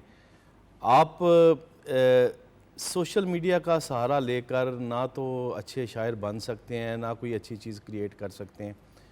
लिहाजा आप उस प्रोसेस से ज़रूर गुज़रें जो कि सदियों से चला आ रहा है, इस तहज़ीब का और इस दरसगाह का। वली दक्नी से, अमीर खुसरो से लेकर मीर तकी मीर से होते हुए, गालिब से होते हुए, इकबाल से होते हुए, उनको पढ़ कर और उस तहज़ीब को सीख कर आप अच्छा शेर कहने के काबिल हो सकते हैं, बशर्ते कि ये गुण या ये टैलेंट अल्लाह ताला ने आप में रखा हो। अदरवाइज़ ये गॉड गिफ्टेड है, आप चाह कर भी जितना मर्ज़ी ज़ोर लगा लें, ज़बरदस्ती आप शायरी का टैलेंट अटेन नहीं कर सकते। तो आपने मैडम जो एक दो दफ़ा हरियाण का लफ्ज़ बोला तो मेरी जो तवज्जो है वो खालिद मसूद साहब मुल्तान वाले, उनके अशार की तरफ जाती थी कि उसका रिश्ता, उसकी शादी ना होने का बायस उसका अब्बा था। सब हरियाण थे, उसने ऐसा अब्बा कहाँ से लब्बा था। वो भी एक पंजाबी और उर्दू को मिक्सअप करके बड़ा खूबसूरत मिजाज क्रिएट करते हैं। बिल्कुल जी। मैम, आप क्या मैसेज देंगी? आजकल कुड़ियाँ अदाएं ज़्यादा दिखा रही होती हैं, शायरी कम ही कर रही होती हैं। मुझे लगता है सिर्फ जो 4-5 कहीं लाइनें लिखी हुई पढ़ दी और उसको जरा यूं करके बोल दी। एक्चुअली वही बात ही आ जाती है कि जॉन एलिया ने कहा था कि जिन लोगों को पढ़ना चाहिए वो लिख रहे हैं। तो वही बात के जो पीछे से आपको जब तक एक चीज़ का बैकग्राउंड और उसकी उस तरह से महारत नहीं आप हासिल करेंगे, उसको कनेक्ट नहीं करेंगे, तो आगे भी आपका सफ़र बहुत मुख्तसर तो हो सकता है लेकिन लंबा नहीं हो सकता, और उसमें आप बेहतर और एक क्वालिटी की चीज़ को नहीं ला सकते। और वही बात जो आपने की कि लड़कियां हो या लड़के, सब्सटेंस के बग़ैर उनका ये ख्याल है कि हम सिर्फ सोशल मीडिया की बैसाखियों पे खड़े रहेंगे और अपने आप को सस्टेन कर पाएंगे बतौर शायर या बतौर सिंगर या बतौर एनी टैलेंटेड पर्सन या एनी आर्टिस्टिक पर्सन, जो कि नहीं हो सकता। जब भी आप किसी फील्ड में कदम रखते हैं, आपका भी माशाल्लाह बहुत तजर्बा है, हम लोगों ने भी देखा है ज़िंदगी में कि उस जिस फील्ड में भी आप कदम रखते हैं वहाँ उसके तमाम रमूज़ व इसरार आपको मालूम होना चाहिए, आपको मालूम करने पड़ते हैं, फिर ही आप हुनरमंदी की उस स्टेज पे आते हैं कि जिसको आप कहते हैं कि आप एक कॉन्फिडेंस अटेन करें।